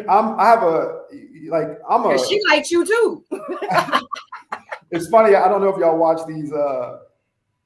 these trailers that somebody puts together for Ready to Love that has all the subnotes. You all forget it. Yeah. I thought it was a lot. I thought the intro was a lot. Hey, the intro was a lot. I'm Sampson. But it was good. But the intro was a lot with the dog too. I'm like that with dogs. I'm like that with people. Like the bottom line is this, Sabrina. Her personality, Rochelle's personality, and our conversation. She has a lot of depth, you know, and she's super intelligent. And and as does Sharice. But our chemistry was different. I felt my chemistry with Rochelle was very different than my chemistry with Sharice. And I think a lot of the audience thought the same thing, just from what I was reading. Yeah. I'm sorry to cut you off, because I was like, I'm going to forget. And then it was relevant to what you were talking about. So a lot of people have been bringing that one up, Rochelle. Yeah. I'm sorry. Tyrone, you got anything? I'm sorry. Tyrone has a lot. I mean, Tyrone wants to speak up for course Jamie there is. And Gus. I know they have questions that they wanted to ask. I mean, I felt like we addressed a lot of what would have been asked. I mean, if there was anything, can I ask you a question, Tyrone? Sure. Do you think I showed up and played the process on the show? Not like you, but do you feel like guys that have been on this show in previous seasons, did they play the process like I did, or like Randall did, or Mike, or just go through the process, having your tops and not telling girls, you know, I'm not feeling you? What do you think? You really want to? All right. Yeah. I think a lot of it was about image for you. I honestly don't feel like you wanted anyone after day one. And I felt like you wanted the world to love you. And you got to a point to where you realized that emotions were getting involved. And very similar to Randall, the accountability wasn't there for you to just tell the women it's not there, you know? And you just said it yourself. She knew. And obviously she didn't, you know? So yeah, those are my thoughts. I don't have an image other than my professional image, really. Remember, I don't have a brand or a business. But you are the brand. Sampson is your brand. Sampson is the brand, not the company, not making money. The way you feel about yourself is your brand that you are protecting, or you seem to protect on the show. Total. Yeah, I agree with that. Yeah, I do care about reputation and image, and I speak about that I speak about it in a way to how you want to progress in life. I think I told you, Ty, that I retired during the pandemic. And so I got to that point in life because of, hard work, me listening to people, success stories and failures, and learn what to do and what not to do. And so a lot of it is public perception, image, saying the right things, doing the right things, and then learning from your own mistakes. And so when you do that consistently, no matter where you're at, whether it's on camera or not, you try to just protect what you've built. You want a better return on investment, regardless of if you're on TV or if you're just, supporting a homeless shelter. You want to be the same person everywhere you go because it's worked for you. I totally get that. I totally understand that. I totally support that. But I also feel like there's a difference in doing it because you genuinely want to do it and you doing it because you are protecting your brand. Organizations do it all the time. Companies do it all the time. When there's something going on in the world, they're going to create a commercial. They're going to make a movement. They're going to send a letter out to everybody in the organization about where their stance is going to be. Mm-hmm. And oftentimes it's to protect the brand, right? So I am a fan of integrity, right? Yeah, me too. So me personally, I'll just speak for myself. I question the purpose of doing it, which is why I asked about the gifts.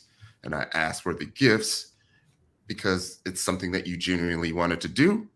Or was it because you were worried about the image? I wanted the ladies to truly have a real feeling. Go ahead. Sorry. No, go ahead. You can answer. Go ahead. Yeah. So I wanted the lady to smile with not just conversation, but something that they can go home with. That was the gift, man. The gift was just me being me. This is what I do. And also something that they can smile about. It made them smile, man.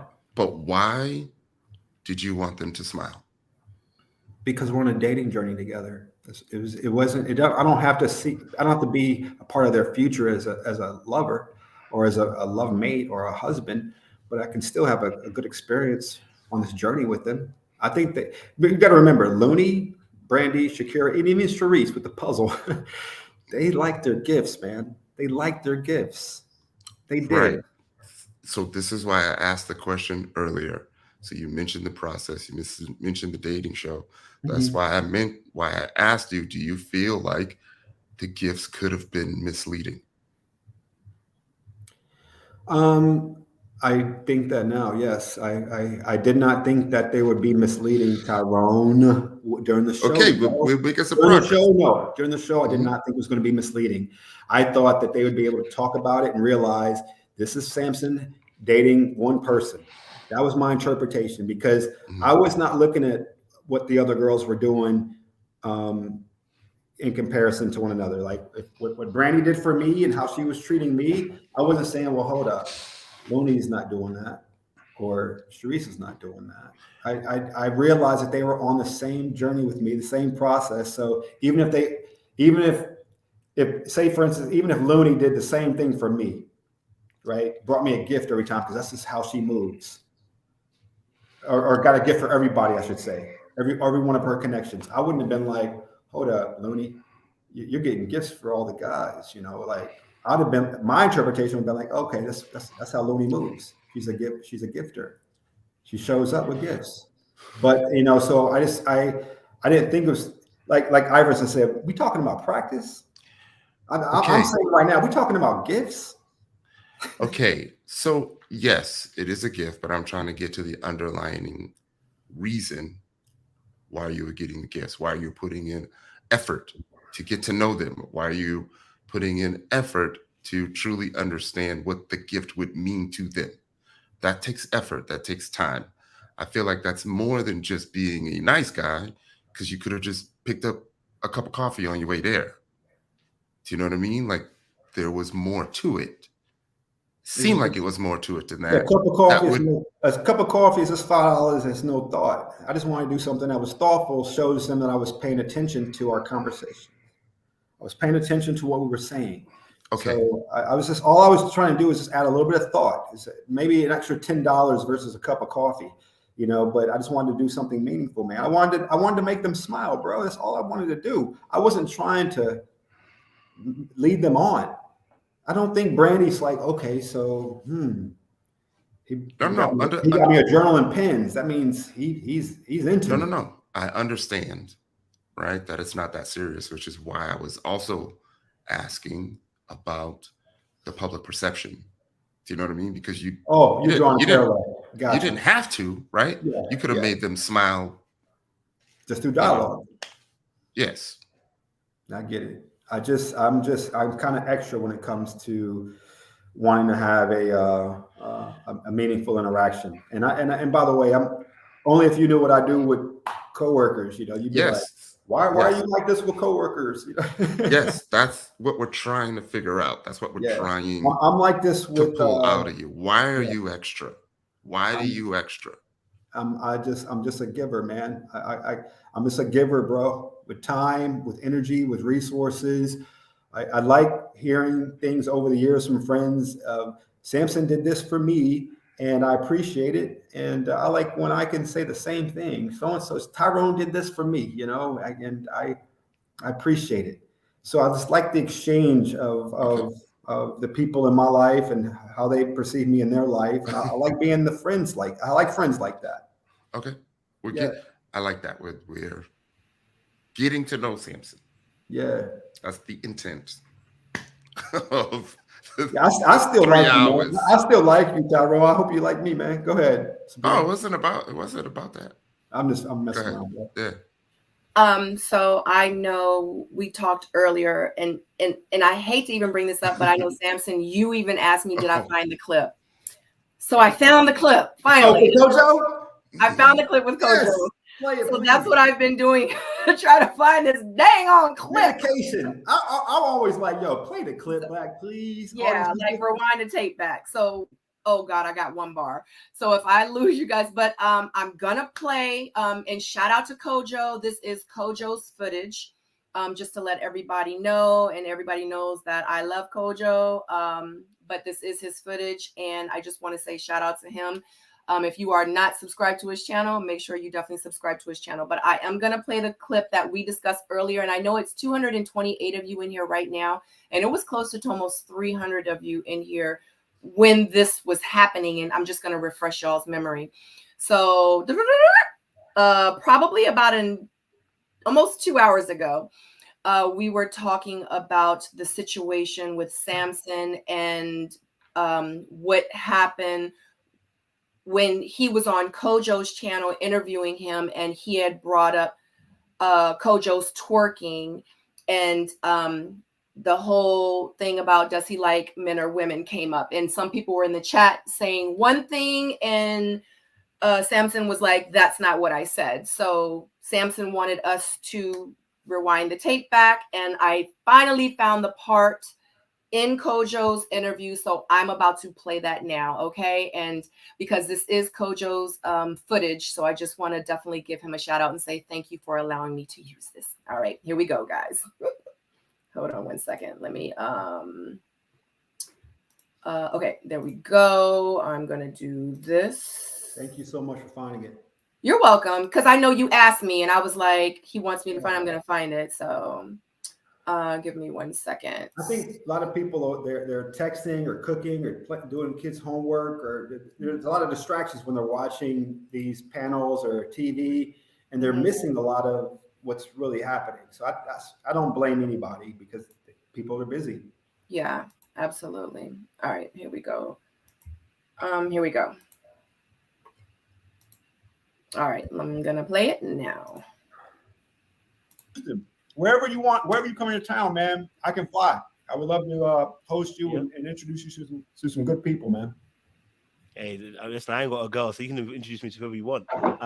But yeah, I was going to ask you, man. I was going to ask you, dude, because I saw you twerking on one of your IGs. I was like, I don't know too many men that twerk. I said, I was wondering if you like guys or girls. So you like women. What do you think? You think I'm gay? No, I'm just asking.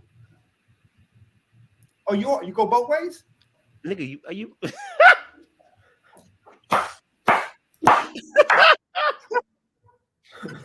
I know you've been mad. You've been waiting to try and get me for one. I hear you. I understand. I said, you wanted to get at me.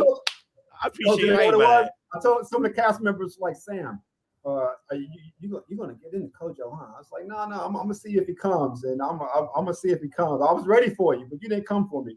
But I saw you twerking the other day. I was like, none of my boys twerk. You know what I'm saying? I don't know about Kojo. Huh? They need to get into it. They need to get into it. Tell them to see me. Help all right, good, man. I'm glad you like women, man. I got some good women in my circles, man. So yeah, if you're ever around, and I'll definitely introduce you to good people. So long as they're not too close to you, because if you're not accountable, they're not accountable. So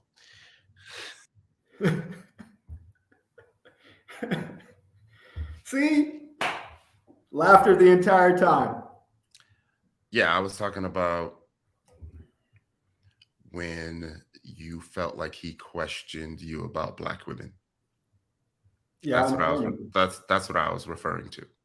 Yeah. And then you came back, and then your rebuttal to that was to talk about the twerking. So I think we missed probably 2 minutes before we started. True. You're right. Almost like 2 hours before we started that one. Yeah. But yeah, I know what you're saying. That one part prior to. Mm-hmm. So were you mad? No, man. That he asked? That you felt like he questioned?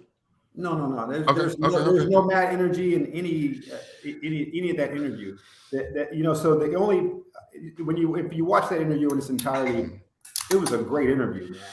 It was a great interview. He's so chill, dude. Okay. And I was looking forward to it. But I thought that he was going to come because he represents Jay, Sean, as well as there's a lady named Seaway. Yeah. And so I thought that he was going to, pull some of their dilemmas with the show into our interview, but he didn't. So I was ready to answer any questions. So how do you feel about the clip that was just played? Do you feel like? Well, you saw I was playful. I was just being playful. Like I was saying earlier to you, I thought that he knew that I was more so just talking about his twerking, clowning him for twerking. Like dudes shouldn't be twerking is what I'm saying. And so this is the storm here, and that's taking place in Tampa. Okay. This is really bad weather. The lights just went out. So not all the lights. We have backup generator power. So do I feel bad about the interview with him? No. I was really happy with it. I feel bad about what we went through, Ty. Me, you, and Sabrina early on when we were talking about Jeremy. So again, I apologize to Jeremy. What if I told you that was like traditional dance based off of his background and heritage, and not necessarily twerking? No, I would say that I know exactly what you're talking about, and I know the traditional dance that he does as well. That's common. I was talking about when he was actually twerking. Okay. Yeah, I know what twerking is. I ain't that out of touch. Okay. And I love traveling to Africa, so I know a lot about African dance. Okay, just pick it. Yo, you don't feel like I'm against you, do you? No. I just think that sometimes you don't understand my responses, and so I feel like I'm a good communicator, but sometimes I think you're looking for sometimes a different answer, or an answer that your audience will want to see or hear, and I would just expect a little bit more grace with a guest on your show. Okay, I can definitely do that. I know sometimes my brain finishes sentences that my mouth doesn't. I get it. Yeah.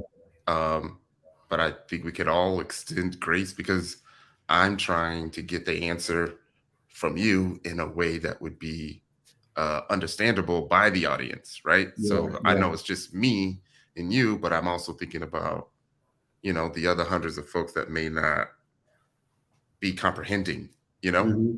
Yeah.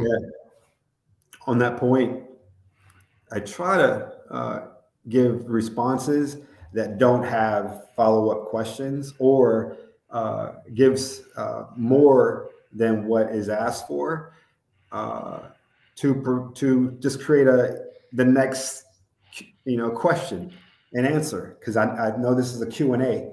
So I just wanted to sometimes, okay, they're asking this question, let me answer it, let me give a little bit more and then elaborate to prevent the follow-on. That way we can just go to the next question.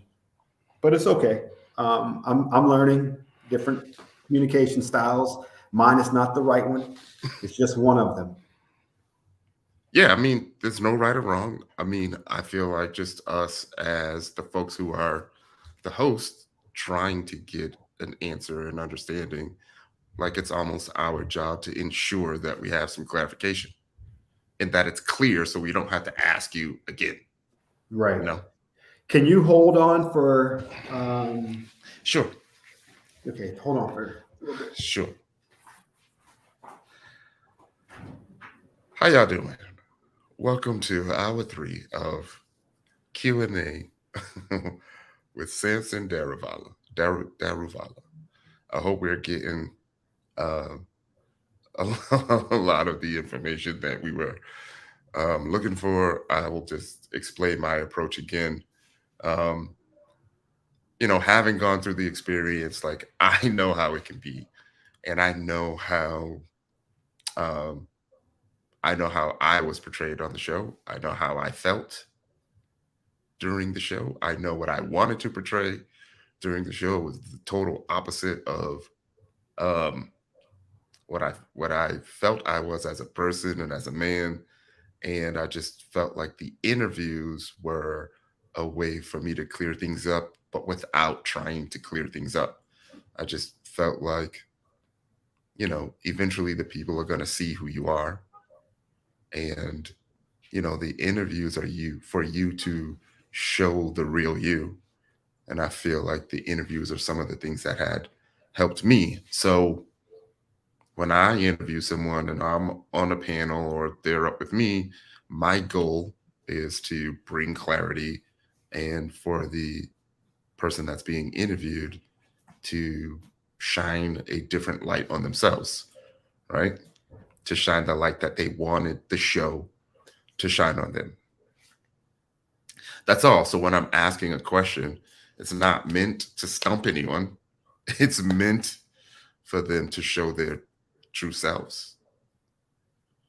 So I'm not trying to be hard. I'm trying to be even keeled the whole time. I feel like I'm being understanding and all that. So yeah, and sometimes you really gotta, you know, pull information out of people. And I get it. I understand that. So yeah.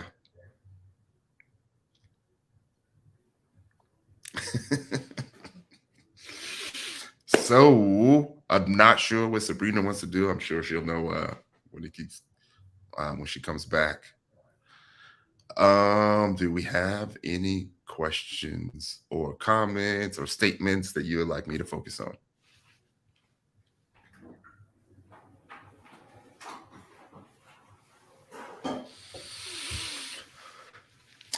Monet says basically, Ty, you seem like you're coming for him and trying to trip him up.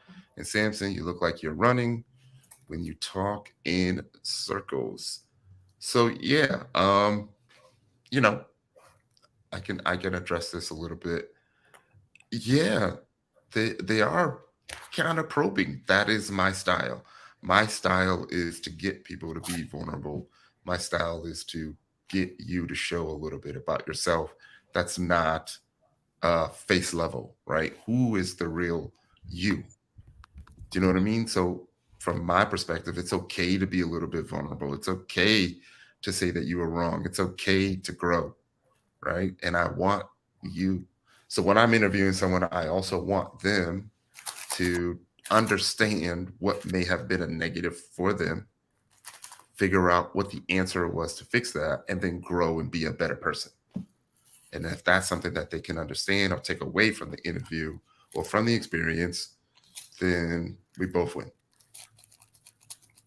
Are you doing this because you're trained in the area or because of your personal? I am not trained. I don't feel like I've ever taken a class, but I feel like I have, admittedly, I feel like I have been blessed with the ability to see things and understand things that other people may not see. And I also feel like I have the ability to be empathetic, so I can word it in a way that doesn't come off harsh, even though I'm still saying the same exact thing. Fair. I've had a meetup group for over 10 years. It's like 10,000 people in that meetup group. So I do a lot of mentorship. I talk to a lot of people. And sometimes, because of the amount of people that I talk to, I don't have, the ability to be too wordy, because there's 10, 15 other people waiting to talk to me. So yeah, that's it. I love it. Thank you for what you do, man. Mm-hmm. So where are we? What's going on? Somebody asked where I was. So my daughter's sick, guys. Yeah, I just went to go check on her because we've been on here for a while. So I just wanted to check on her. Glad she's feeling better. She's okay. She's okay. Yeah. So what aren't you going to bring anybody on? Nobody wants to come on with us? Well, somebody was on, but they got off. So Tyrone, did you go in the starred section or did you just pull that from the screen? I did not go to the star section at all. Okay. So let me go ahead and get to There's a lot there. Questions. Yeah, because I know we could do some rapid fire, right, Sampson? Yeah. Rapid fire, roger that. I'm ready. Yeah. All right. Okay. So T-Ro would like to know, will you be doing any more interviews after this one? So yes, I had to push all my interviews to the right. And so this is the reason why last week and this week is when they all started for me. So I'm behind the 8 ball. So yes, I'll be doing, I got a whole lineup. Yes. Okay. Shannon Grubbs would like to know, were you ever bullied? I just grew up with 2 older brothers that were not bullies, but they were big brothers, and they just really enhanced my competitive drive, but never bullied. Yeah. Okay. I was getting ready to say, yeah, because that's definitely not being bullied. That's just, you just had some tough love from your friends. Yeah, that's tough love. What did you gain from being on the show? Some good relationships from some guys and girls. The behind the scenes experience on what it takes to be behind cameras. And an opportunities, plural, to be in front of a camera again.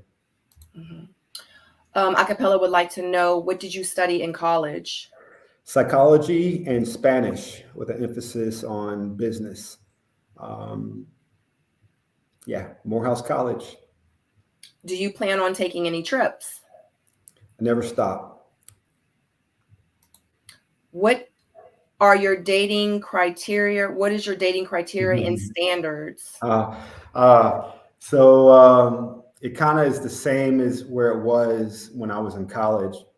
I created a list of 10, my top 10, and I know this is a rapid fire, so I'll be quick. All these words all start with the letter C. So Christian woman, a conversationalist, classy, clean. I say clean, like clean body, clean tongue, doesn't curse much. The ability to cook well. Charisma, confident, own car, your own crib, and good credit. And so those were the criteria and the standards that I kind of look for, which a lot of women have. And so then it just comes down to the most important C word, and that's chemistry. Let me see here. Someone said it seems strange that you were encouraging other people to stay on the show, but you didn't want to be on the show. Yeah, because I knew that there were people that were that saw potential love mates on the show, and they just didn't know if the process was blinding them to those realities. So I wasn't doing matchmaking because I wasn't trying to really be in people's business, but I definitely wanted to encourage some folks that may have been blinded by the process or what was going on behind the scenes, on the chatter is what I call it, by saying, hey, you may want to consider, sticking around. There were a lot of people, particularly women, that wanted to self-eliminate early, like, some of us did, Yeah. So, yeah. What would you change about Ready to Love, or have you stated that already? Making the rules very clear from the jump, that we were all working from the same sheet of music. There's some people that watched the show and had experience with how the show works, but the majority of us never seen the show, like me, and did not know. And so I don't want to be told the rules by another castmate and their interpretation. I want the rules to be discussed. And we met on day one at the pool party at the Mansion Mixer, and the producer was telling us, you can't do this, you can't do that, blah, blah, blah. But it wasn't detailed enough, so I wish that we have a set, like I just gave you a list of 10 criteria. I wish that they gave us some do's 10 and some don'ts 10. And the other thing I wish that there was a male and the female in the lounge, not just Tommy, not just a male perspective. I wish there was a female perspective. And the last thing is that if you tell everybody, yes, there's a process, but date everyone as if they're the only one you're dating.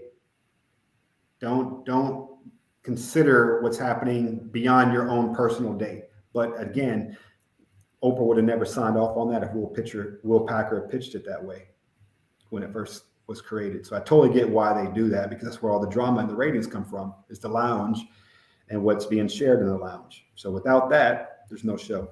Yeah. What did your girlfriend think about your time on the show? She laughs about it all the time. So she thinks it's funny. She thinks it's cute, and she sees that it's legitimately me. She sees it.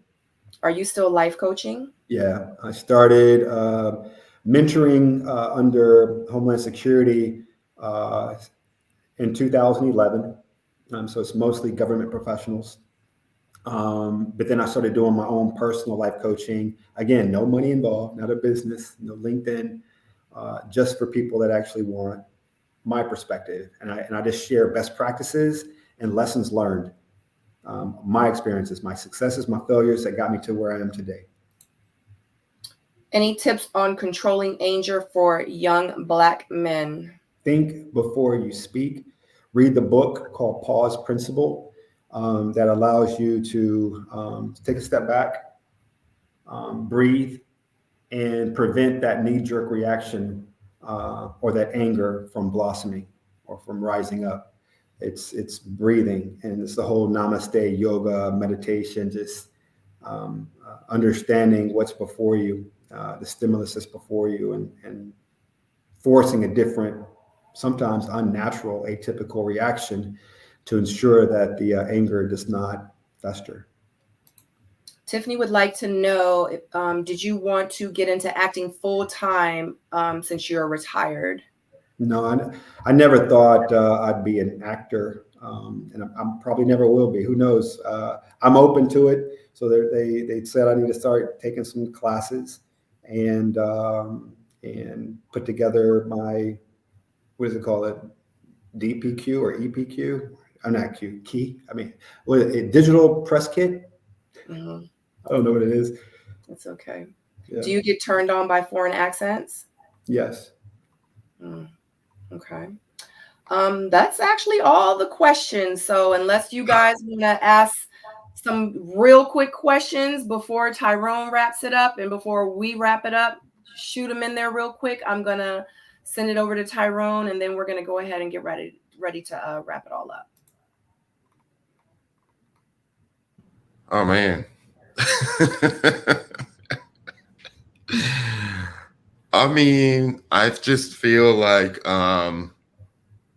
as a host, seeing some of the things that have occurred tonight in the conversations are all part of it, right?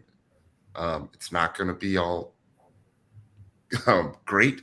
It's not going to be all bad, but I feel like in the end, being adult enough, being emotionally mature enough to understand both sides and be able to have that conversation is what's needed, right? It's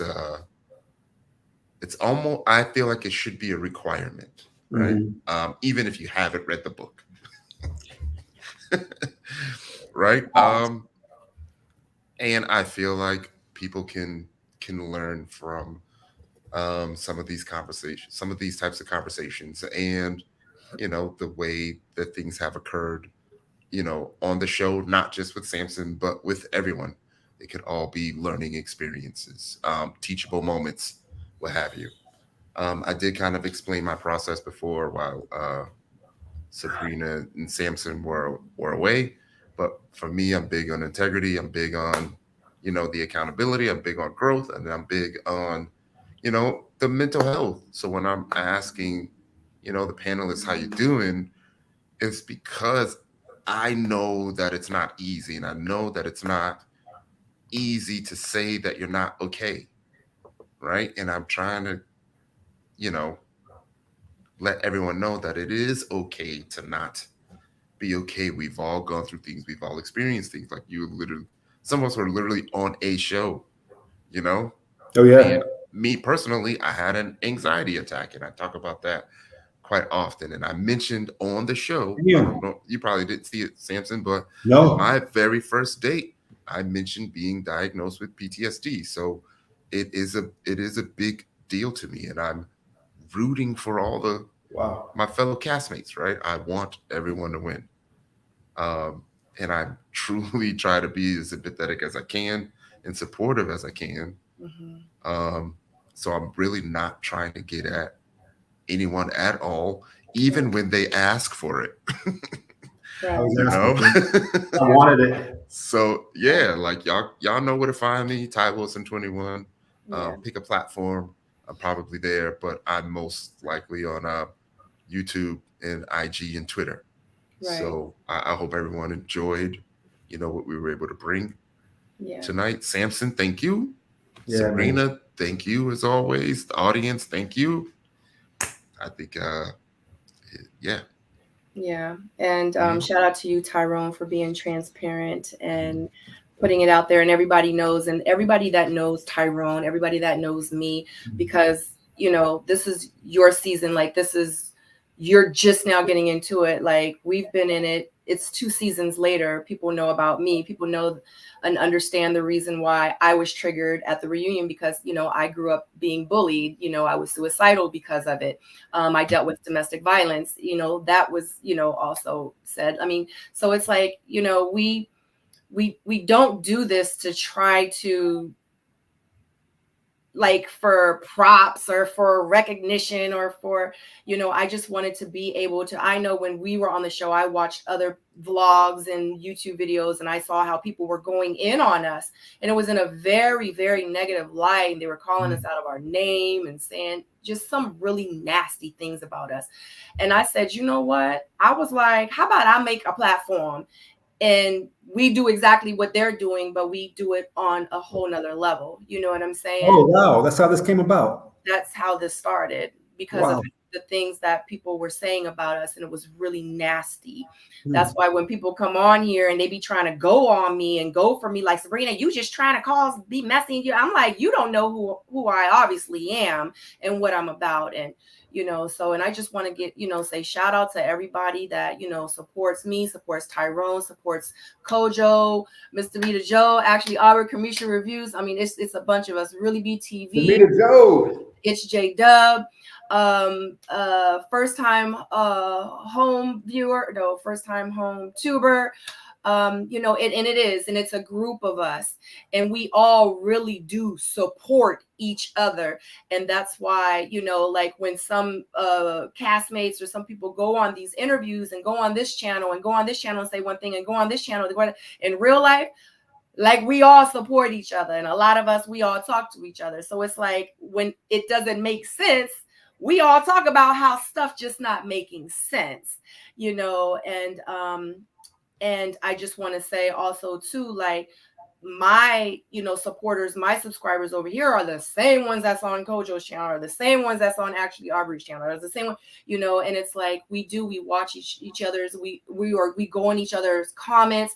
Hey, what's up? Hey, y'all, make sure you hit the thumbs up for Kojo, and Mr. Mita Joe will come over here on my, so we all try to stay positive, and this is just a community that we have all built, and we really do try to be respectful. It doesn't mean we're not going to ask the hard questions. It doesn't mean that we're not going to go in or whatever every now and then, and we all have a different style of what we do and how we present our channels to the viewers. So but I do definitely want to say shout out to you, because I know it's tough, and you slid in our DMs and you sent us that video like, oh my God, Sabrina, you should have seen your face on the elimination date when I did my watch party. And you were like, oh my God, Sabrina, you should have seen your face. How hilarious was that? And you were laughing about it. And I didn't think anything was funny, because I wasn't feeling a type of way of what transpired. I just was like, dang, Sampson, I just knew how people were going to perceive it and what was about to happen to you, because I know and that's why I did that. Like, wow, like Sampson, he about to, like, he don't even know what's about to happen to him, and you didn't know because this is new for you. Yeah, I had no clue. We stayed on and talked about that for like 20 minutes. Like, man, like exactly. Yeah, like, dag, I was like, he need to get some America's gonna therapy right now, because he don't even. But the thing is that they used the algorithm. They showed it 72% likability for that scene. So I didn't see the negativity on Twitter. We didn't, I should say. We didn't see the negativity on Twitter, Facebook, or IG. But we saw it on your YouTube, and I think it was one other.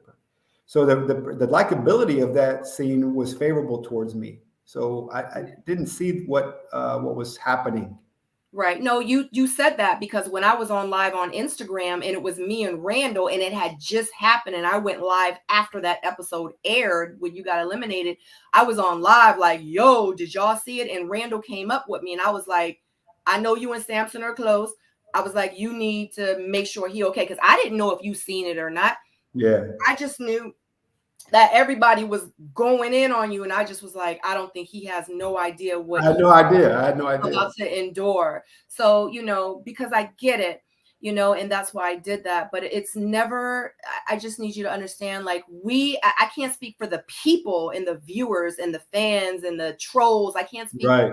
I can speak for the YouTubers and the vloggers and stuff like that. Yeah. We don't hate anybody. We don't mean anything bad. We don't, it's not any attacks on you. It's really not. I can't speak for all the YouTubers, but I'm saying with our little circle, that's not what we're about.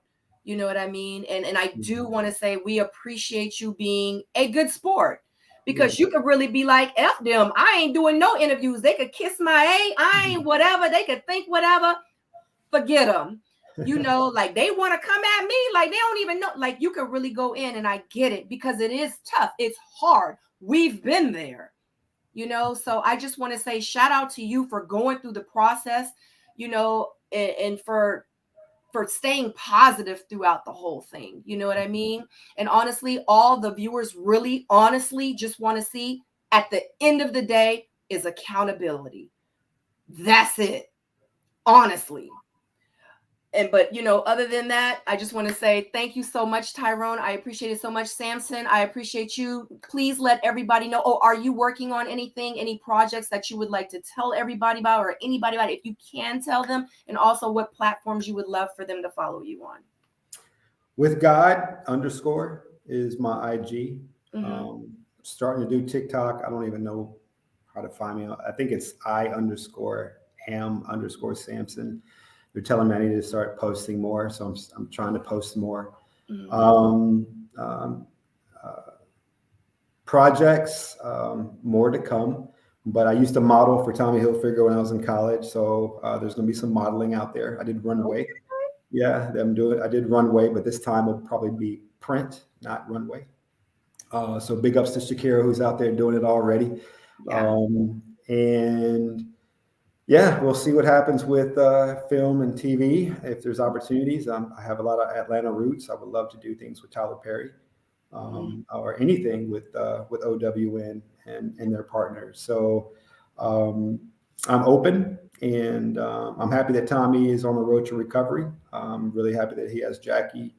They're supporting him, and he's in the gym. He's pushing iron. He's doing really well. So really happy about that, nephew Tommy. But as it relates to other personal things and ventures, I'm just going to be really traveling whenever I'm not serving, day trading and doing the 40 acres and a mule real estate stuff. So yeah, that's my life. Yeah. Well, thank you again so much. Thank you to everyone that literally watched this from the very beginning to the end. Shout out to everybody that was in the chat. Shout out to my soulmates. I see you guys in the chat that's been hanging in tough. Thank you so much, Tyrone, for taking the time out that you do to join me on this beautiful platform that we have and this amazing thing that we've built together. Other than that, don't forget to like this video. Make sure you subscribe to my channel. If you have not already subscribed, do not forget to subscribe to Tyrone's channel. Hopefully Tyrone can talk to Sampson, because Tyrone has some things working with getting all the men on his platform, and hopefully that'll go through. But other than that, until the next interview, I'll catch you guys later.